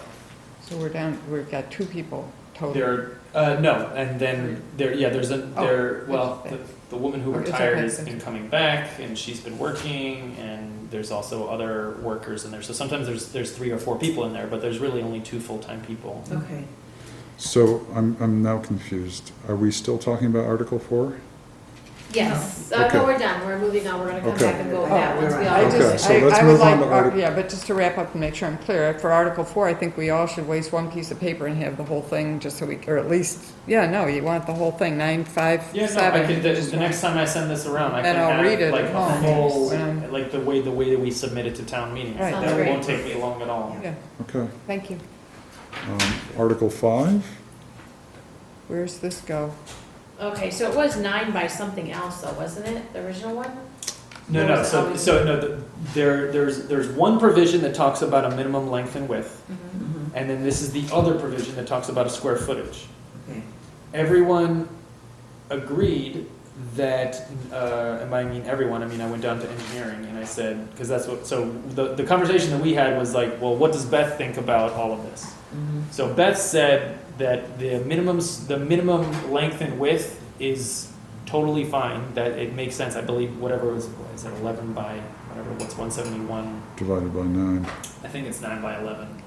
But that would, anyway, No, because that would be 99. right, so, That's more. but I will get, so I will, even though it's not being changed, I can put what the other provision is, which talks about it, but I believe, yeah, it's like 8 by 19, something like that, or 8 by 18. No, 18 by 9 is what I think is that right? 18 by 9? Hold on a I sec. thought, isn't this that complicated language that was like? No, this one was an easy one. It was Oh. basically, we had a minimum length and width Yeah. that was that equaled 171 square feet. Yeah. And we said you have to have this minimum length and width, but you also have to have a minimum of 200 square feet, which that made no sense. So Beth is like, well, there's nothing wrong with the minimum length and width. It's 9 by 19. 19 by 9. Okay, so it's 19 by 9 in other places that said this is a minimum of 19 by 9. There's nothing wrong with those minimum standards, meaning a 9-foot wide spot by 19 feet long.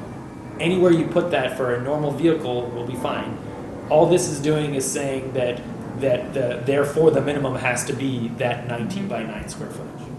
So it's, instead of saying 200 square feet, which doesn't make any sense, it's 19 by 9, which is Why don't we just 171. take the whole number out and just say the minimum Right. width and length is 9 by 9? You can also say that. And take out Yes, the thank you. square feet. Yeah, get rid of the square feet. And just say where it is in the other portion, the other section of the bylaw, because this is in the definition of a parking space. Yeah, so let's just move 9 by 19 right into Yeah, the exactly. definition. So it's the same And then we wording? could remove those numbers from everywhere else. That's an easy one.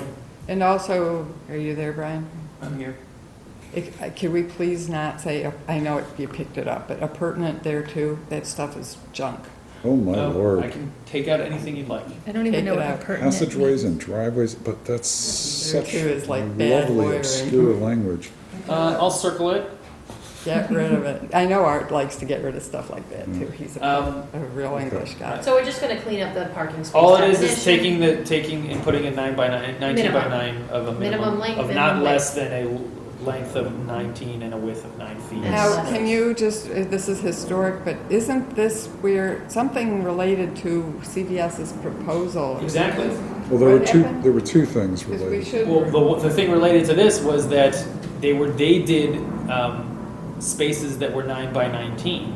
Yeah. And then it was fought that is like, no, it's not a parking space. A parking space says here 200. Oh. So then they were like, well, then what's the minimum? What the heck are you talking about? Like, Oh, you're saying the minimum is clever. 19 by 9. That's how they want. So that's how the Well, neighbors want. That was one of the three it was things. one of the three One of the things. three things that. The other one was the zoning line. The zoning line Know where was we are in right Washington. along the front of Oh, the. yeah. Okay, so yeah, let's keep- let's so you're going to go through all the rest of the zoning bylaws and remove all 9 by 19s and have just say parking They're gone? space. I can do that too. I didn't know that was Well, part of same the. people. Well, did. that Cleans it up. that completely cleans it up. So there's only one place where there's actually a quantitative number, Okay. and we can never get it wrong again. Yeah, and you don't need to worry about it being anything else. Yeah. Sounds great. Okay. Article 6. Just a second. Why don't we put housing there?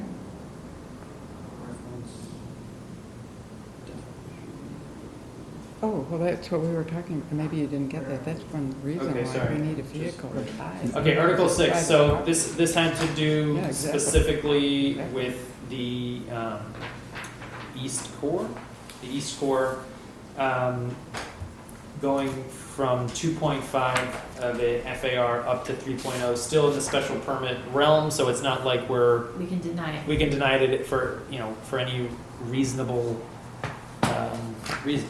Yes. I see this as whatever is like 1 or 2 steps below a no-brainer, only because I don't think we can lose anything with this. We're still in complete control Right. of this FAR. It just, and I think if we were changing the by right FAR, we might have a very long discussion. Oh, yeah. The fact that we're changing this special permit, I don't see it as a large issue. So, but hang on, and what is the objective? If it's. The objective, the objective, what I thought the objective was to allow 3-story buildings in town, in this portion. Not in town. Sorry, in this subzone specifically. The reason why is because nearly every single building around there is taking up nearly 100% of their lot. Right. So having a 2.5 means that they could only go to 2.5 stories, period. No, they couldn't even apply for a variance. It's just 2.5 stories, period. Which in some places that makes sense. It should only be that high. But in other places, maybe it should be, 40 feet, for example. So how, okay, I'm sorry, but this is a huge thing because we went through so much time with, with a whole lot of consultants. So we landed in this place with this FAR, and I am guessing, I'm trying to reconstruct because I don't want to just give this thing away, and you're saying it's a no-brainer, but I'm sorry. We're but not this giving wasn't- anything away. Well, you said whatever. But there certainly was an argument, and I'm guessing it was with advice from Dennis about that we wanted to control that particular part of the. Yeah, how does this not do that? We still have to vote on it. I mean, Oh, I the reason understand. why I I think that this is understand, an easy ask in general is because there's only something to gain here. What could possibly happen that this is negative? Maureen could be outvoted if we Yeah. were voting for a third floor. That's what would happen. Right. Okay. Right. To be honest, that's not really, Well, no, it could be, of course, yeah, no, but I mean, that's fine, but it could be somebody else down the pike. Heather, right, exactly. yeah, but to be honest, if the majority is voting, that's how we do business. But this changes what's possible. Yes, it So- changes, exactly. It Sorry, changes it's- what's possible, not what's denied or. I understand, Yeah. I get it. But we arrived collectively, there was a collective, now, 2 people weren't here, but 3 of us were here. I was here as on the historical commission. Right, but 3 people were on the planning board when we presented this to town meeting, and this was not haphazard. So I it's think something that's very, I No, think, it wasn't haphazard, but I can honestly say that it was a mistake. in your view. In my view, That's- in my view, the reason, Sorry, but no, three of us- but I can, but wait, let's take this one step further because the idea is if we're saying that 2.5 in the east core is the absolute max, but we have a height of 40 feet. Why is that? Makes no sense. Those are completely incongruent. Let me just chime in as one of the people who I think was around when this was presented to town meeting. You'll have to forgive my memory. In my mind, this change makes sense because I think it provides us with some flexibility. I don't see that what we gave to town meeting is sacrosanct. I think that if we review the zoning bylaws and find them insufficient to what we want to happen, then I have absolutely no problem changing them. Well, let me rephrase it. What you're saying is, you're changing your mind. I'm saying that at the time I read We this, relied on Dennis. is I really what did happened. not I think understand. Dennis has shown that he's got, he Let me understands. finish. I'm saying that when I saw this, I did not appreciate the impact it would have on this development. And so when I look at this now and I understand better, I would have to say that my mind is now, I come to a different conclusion. Because I didn't Yeah, so you appreciate. changed your mind. Yes, but I didn't Okay, you can appreciate. say you changed your mind. No, I think there's a difference in terms of, sure, I changed my mind, but I think I appreciate the constraints a lot more now. And so that's where I'm at. I don't think I understood, not sure why, but the idea of saying that you can go a max up to 2.5 for an FAR, well then we should, if that's what we wanted, why did Dennis or anybody else say that you can go to 40 feet in that zone? I remember the discussion. But it He makes no was- sense. Do you want to just argue, or?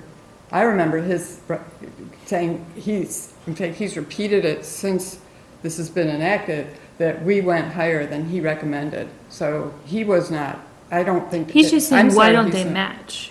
No, I understand yeah, what you're I'm saying, and I'm saying because Dennis wasn't here and his recommendations on the height. I remember the last discussion was height. That was the very end before we locked it all in. And there were a lot of debates about those heights. He was involved with all the height Not in discussion. the end. At the end, we had Art here. He was not even here. I remember, and Jackie was phoning in, and it was just, Who's yeah. Dennis?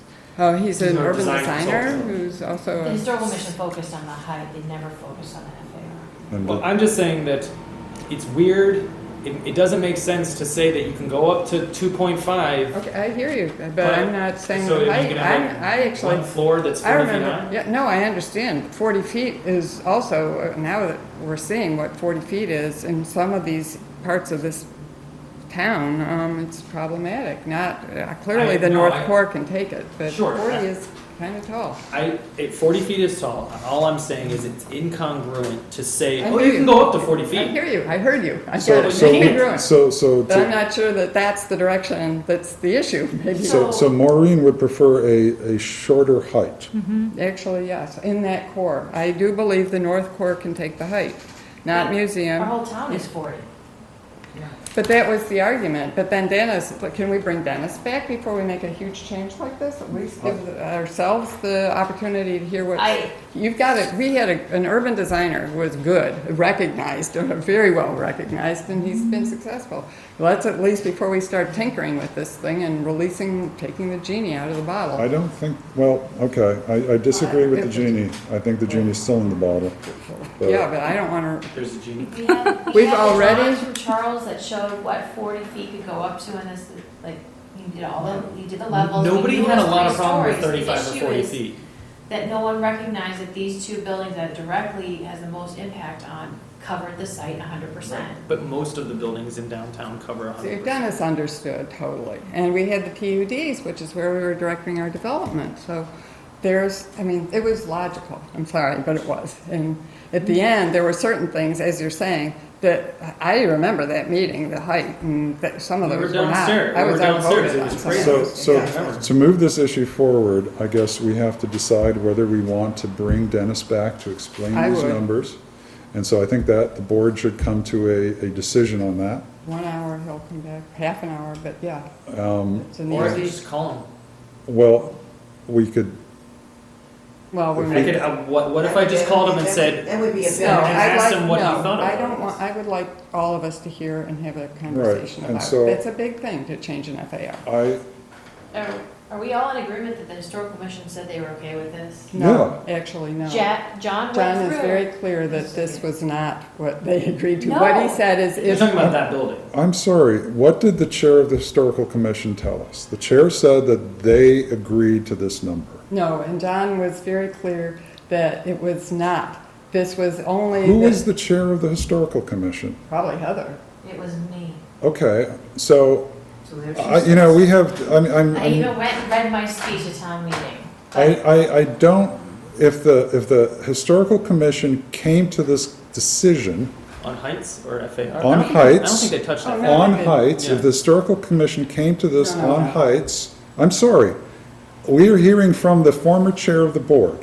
Now, if there's one dissenting member who claims that they did not come to that He said it decision. did not, was not, no, he's clarifying what the No, discussion no, this was. is his opinion against No, it that. wasn't. No, it wasn't. No, it's not. It's two people's Wanna bring- opinion. Okay, two people are saying different things. Let's Yes, try and it. one of them was the don't chair of the think- Well, board. then bring them back, but I think John you, and I are okay, saying then bring opposite as everybody, well. then let's all get together again Okay, and then have that let's- discussion I'm sorry, before I make changes. my personal opinion is that I don't need any further information on Well, this that's your subject. personal opinion. Yes, it And is. my personal opinion is, And- I am and- not going into town meeting and staying quiet and making a substantial change on this. I think Like I this said board about did- 5 minutes ago, the board can make a decision as to whether they want to get more information. Right.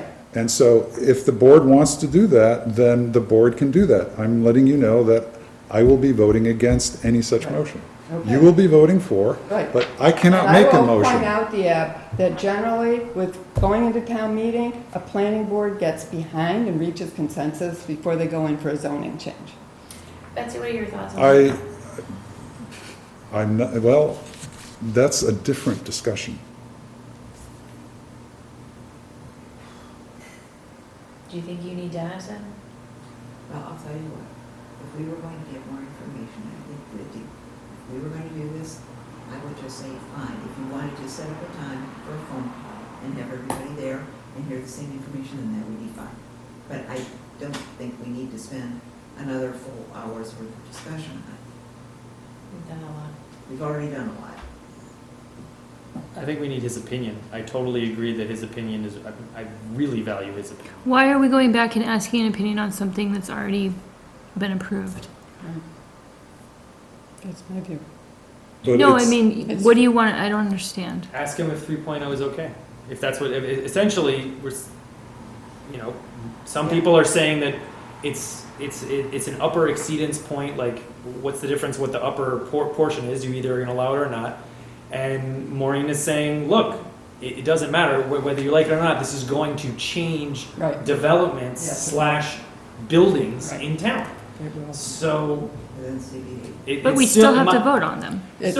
My take is it's all discretionary anyway. But it's you're much more vulnerable as a community, and certainly for the commitment to the town meeting, it invites, and we see that, the more you rezone, or the different ways you zone, it invites these people. Let me play this out. We've had people want to put extra stories on top of the Boone building. That's when you face the town commons on your right, and the Waterfield stuff is on your left. And you're looking, and there's that colonial revival with this heavy cornice, and they're wanting to pop this little shed thing on top. Yeah, you remember that. It did not look good, and we told them that. So how does this change that? That looked so bad, there was unanimity, right. Okay. But that was just a bad design Yeah, to that a had nothing to building do which with couldn't FAR. accommodate But that. it's an invitation. All of this is an invitation. This, basically, what's a zoning bylaw? It's about what gets redeveloped and what gets preserved. But every single what thing, it's all about. Invite people to come we and do develop that for things where we every want single them to thing. And We so have- the goal is here that there's certain places, and we have these PUDs that are right in the zoning bylaw, and they're in the regs, that are where we had a lot of discussion about where we want the development, and they still stand, and they're good. So why, I just, enough. Because you can put a story on these two buildings without hurting their integrity. John even said that, you just set them back, maintain that cornice line, you set them back from the street so the perspective is there, and that would all be picked And- up through the Well, review I've been- process. And if it's a Up and horrible down. design, you can say it's a horrible design. It's not gonna Okay, work. we need to make a decision. Do we It's pull in time. Dennis or not? I think Betsy said at least a phone call. Why not bring him in, though? I'm sure he'd come in. Because we're Do we have gonna to be pay for sitting that? here, we'll have to pay Dennis to come I in. say we get Call a and yay not or nay pay. from him. That is my vote. We say, this is what we're thinking, Ryan, what's your opinion? You're not voting. No, I'm of not course he's voting. not, but I'm he asking has for an his opinion. Are you serious? Really, Maureen? Yes, really. Okay. Let's be clear here. I know that I'm not a voting member. You're not. I'm staffing the planning board. If you Right. don't think anything, you can talk to me at We some want- other We time. want your professional expertise. You're not a sixth member of this board. I'm Of sorry, course. Maureen, Right. I'm sorry. You're That honestly is, being a little offensive. excuse me.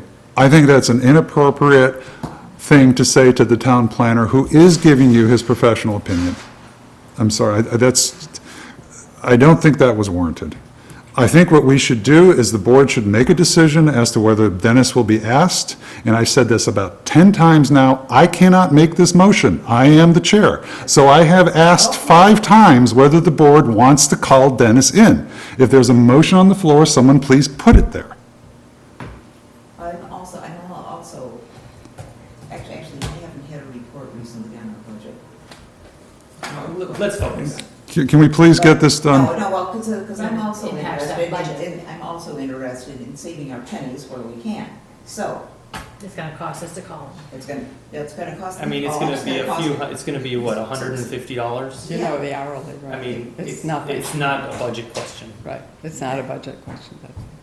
Well, I'll tell you what, in the interests of maintaining unanimity around the table, yes, I think we should touch base, whether by telephone or in person.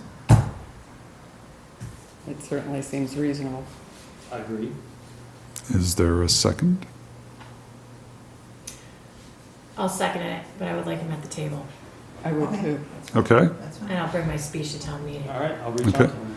Oh, wait, we got a vote. All in favor? Aye. Did you vote, Heather?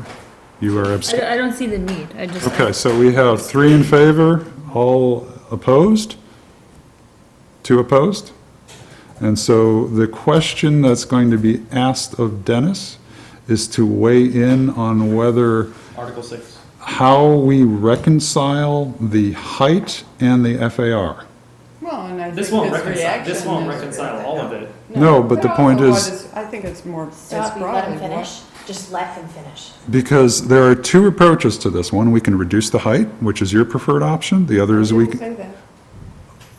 Okay, we could reduce the height to make it more in line with the FAR, or we could increase the FAR to make it more in line with the height. Those are, so actually, a yay or nay on this question is not what we want. We want an analysis by Dennis of what is the best way to reconcile this inconsistency. Well, more than that. More than that, because the vision. context of the He's an urban building, it designer. has specifically to do with a few buildings in town that could get a third floor or not. And that's, I think, Maureen's biggest concern, is that those buildings, these specifically two ones that we're talking about, Right. you don't think they're appropriate to add on, and that's where this conversation, that's why we're here, is because of those Well, specific it's buildings. always- Right, but there's, I'm sorry, Dennis is not a historical He's person. an urban designer. He's an urban designer, and so I've been told over and over again that people who do historical studies and structures and all of that have special expertise, and that he is an urban designer. Does he have the same expertise that the Historical Commission has in determining whether or not?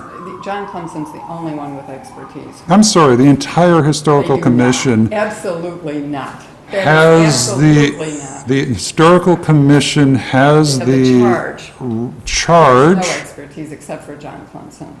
I'm sorry, it's a profession. The Historical Commission has the charge to determine what this board, to give advice to this board. And I don't think it's fair to single out one person on that board and say the rest of them don't have the expertise. Don't. I'm sorry, then I don't have the expertise to be on this planning board. It's a citizen. Because I have board. absolutely no That's why we hire planning. Experts, and that's exactly why we. I'm sorry. I think we can leave it to the chair to Yeah. coordinate it. Okay. And Brian, Yes, and we can move on to Article 7. yes. Okay, let's move on to Article 7.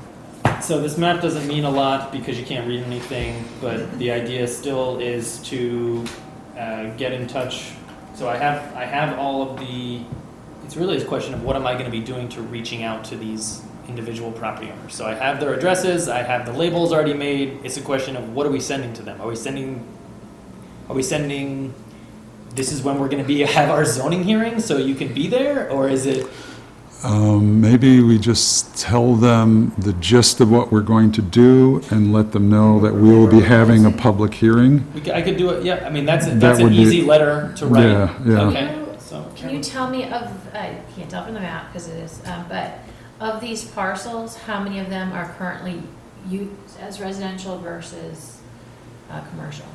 I'll have to look that. How Like, many you get are that- on we're gonna here? need it anyways to go to town meeting. If you Yeah. can get me that information, that helps understand. Yeah. How many parcels does it affect? Maybe 15. And do we know how many have been purchased adjacent to another property, hoping for redevelopment? I think maybe one at the moment? I don't Maybe know. one, yeah.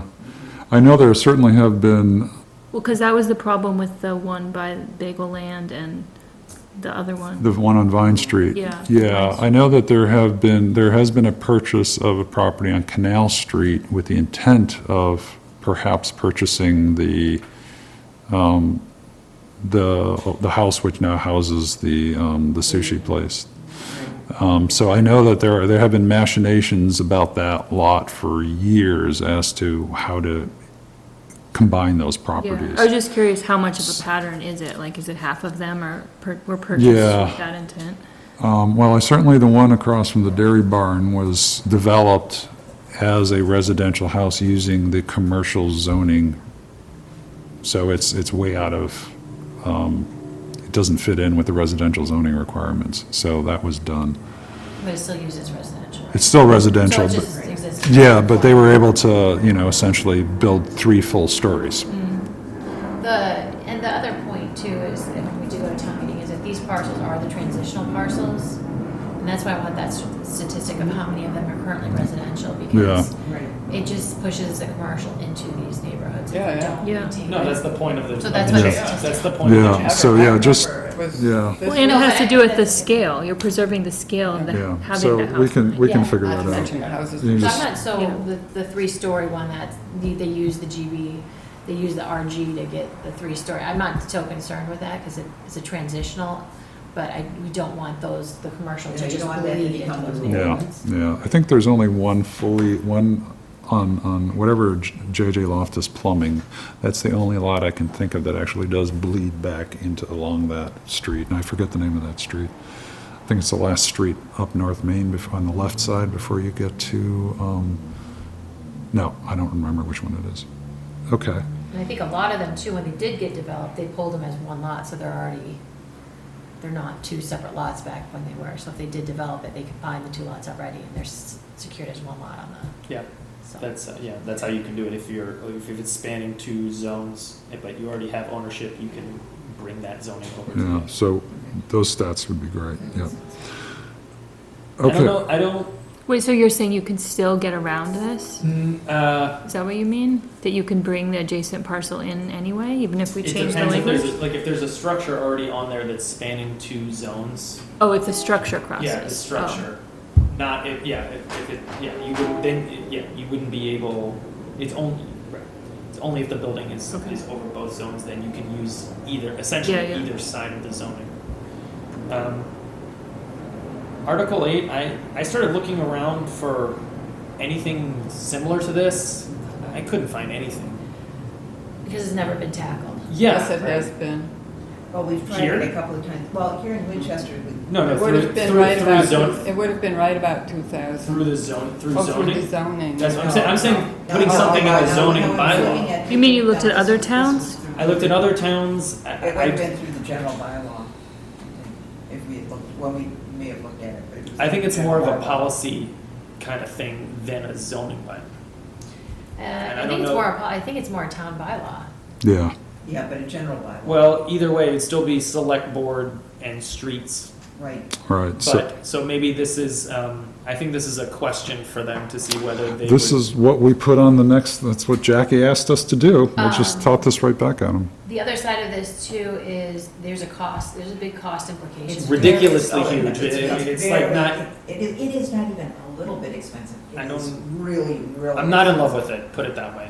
I think it would be great if it could happen, and it would also be great if we had, billions of dollars, but Do we know what the cost is though? About 10 it's grand. In millions. No. You're talking about burying all the lines. So if Yeah. you were, what the big issue is if the town Connection. buries those lines, Yeah. you need to connect to them Yeah, underground. So yeah. you have to trench and you have to put a pipe in and you have to And pull all the your lines underground. to your- individual property. So I thought it could have owners, possibly- Individual property owners and. They don't, though. Even if they're. It was presented. It was presented, it was. it's a huge price tag. And it But was a huge Our price neighbors tag. did it, so I thought, They did by choice. So a lot of people do Right. it because their lines don't go down. They maintain their power more likely. Right. And also. well, they were eventually- redoing their driveway and a bunch of stuff, and so they Yeah. just And a did lot of it. people Oh, don't wow. like those lines hanging in their yards. But it's like a 10 grand. 10 Trench. per house.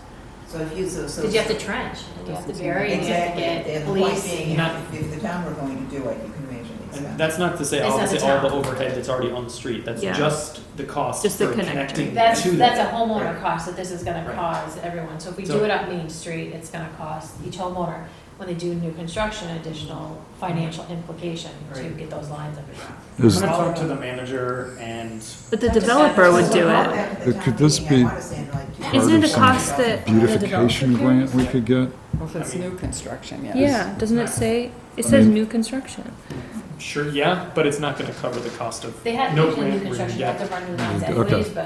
Yeah. it's Yeah, the I think if trenching. it's only for new construction, then the cost is, it's the developer that's paying for it.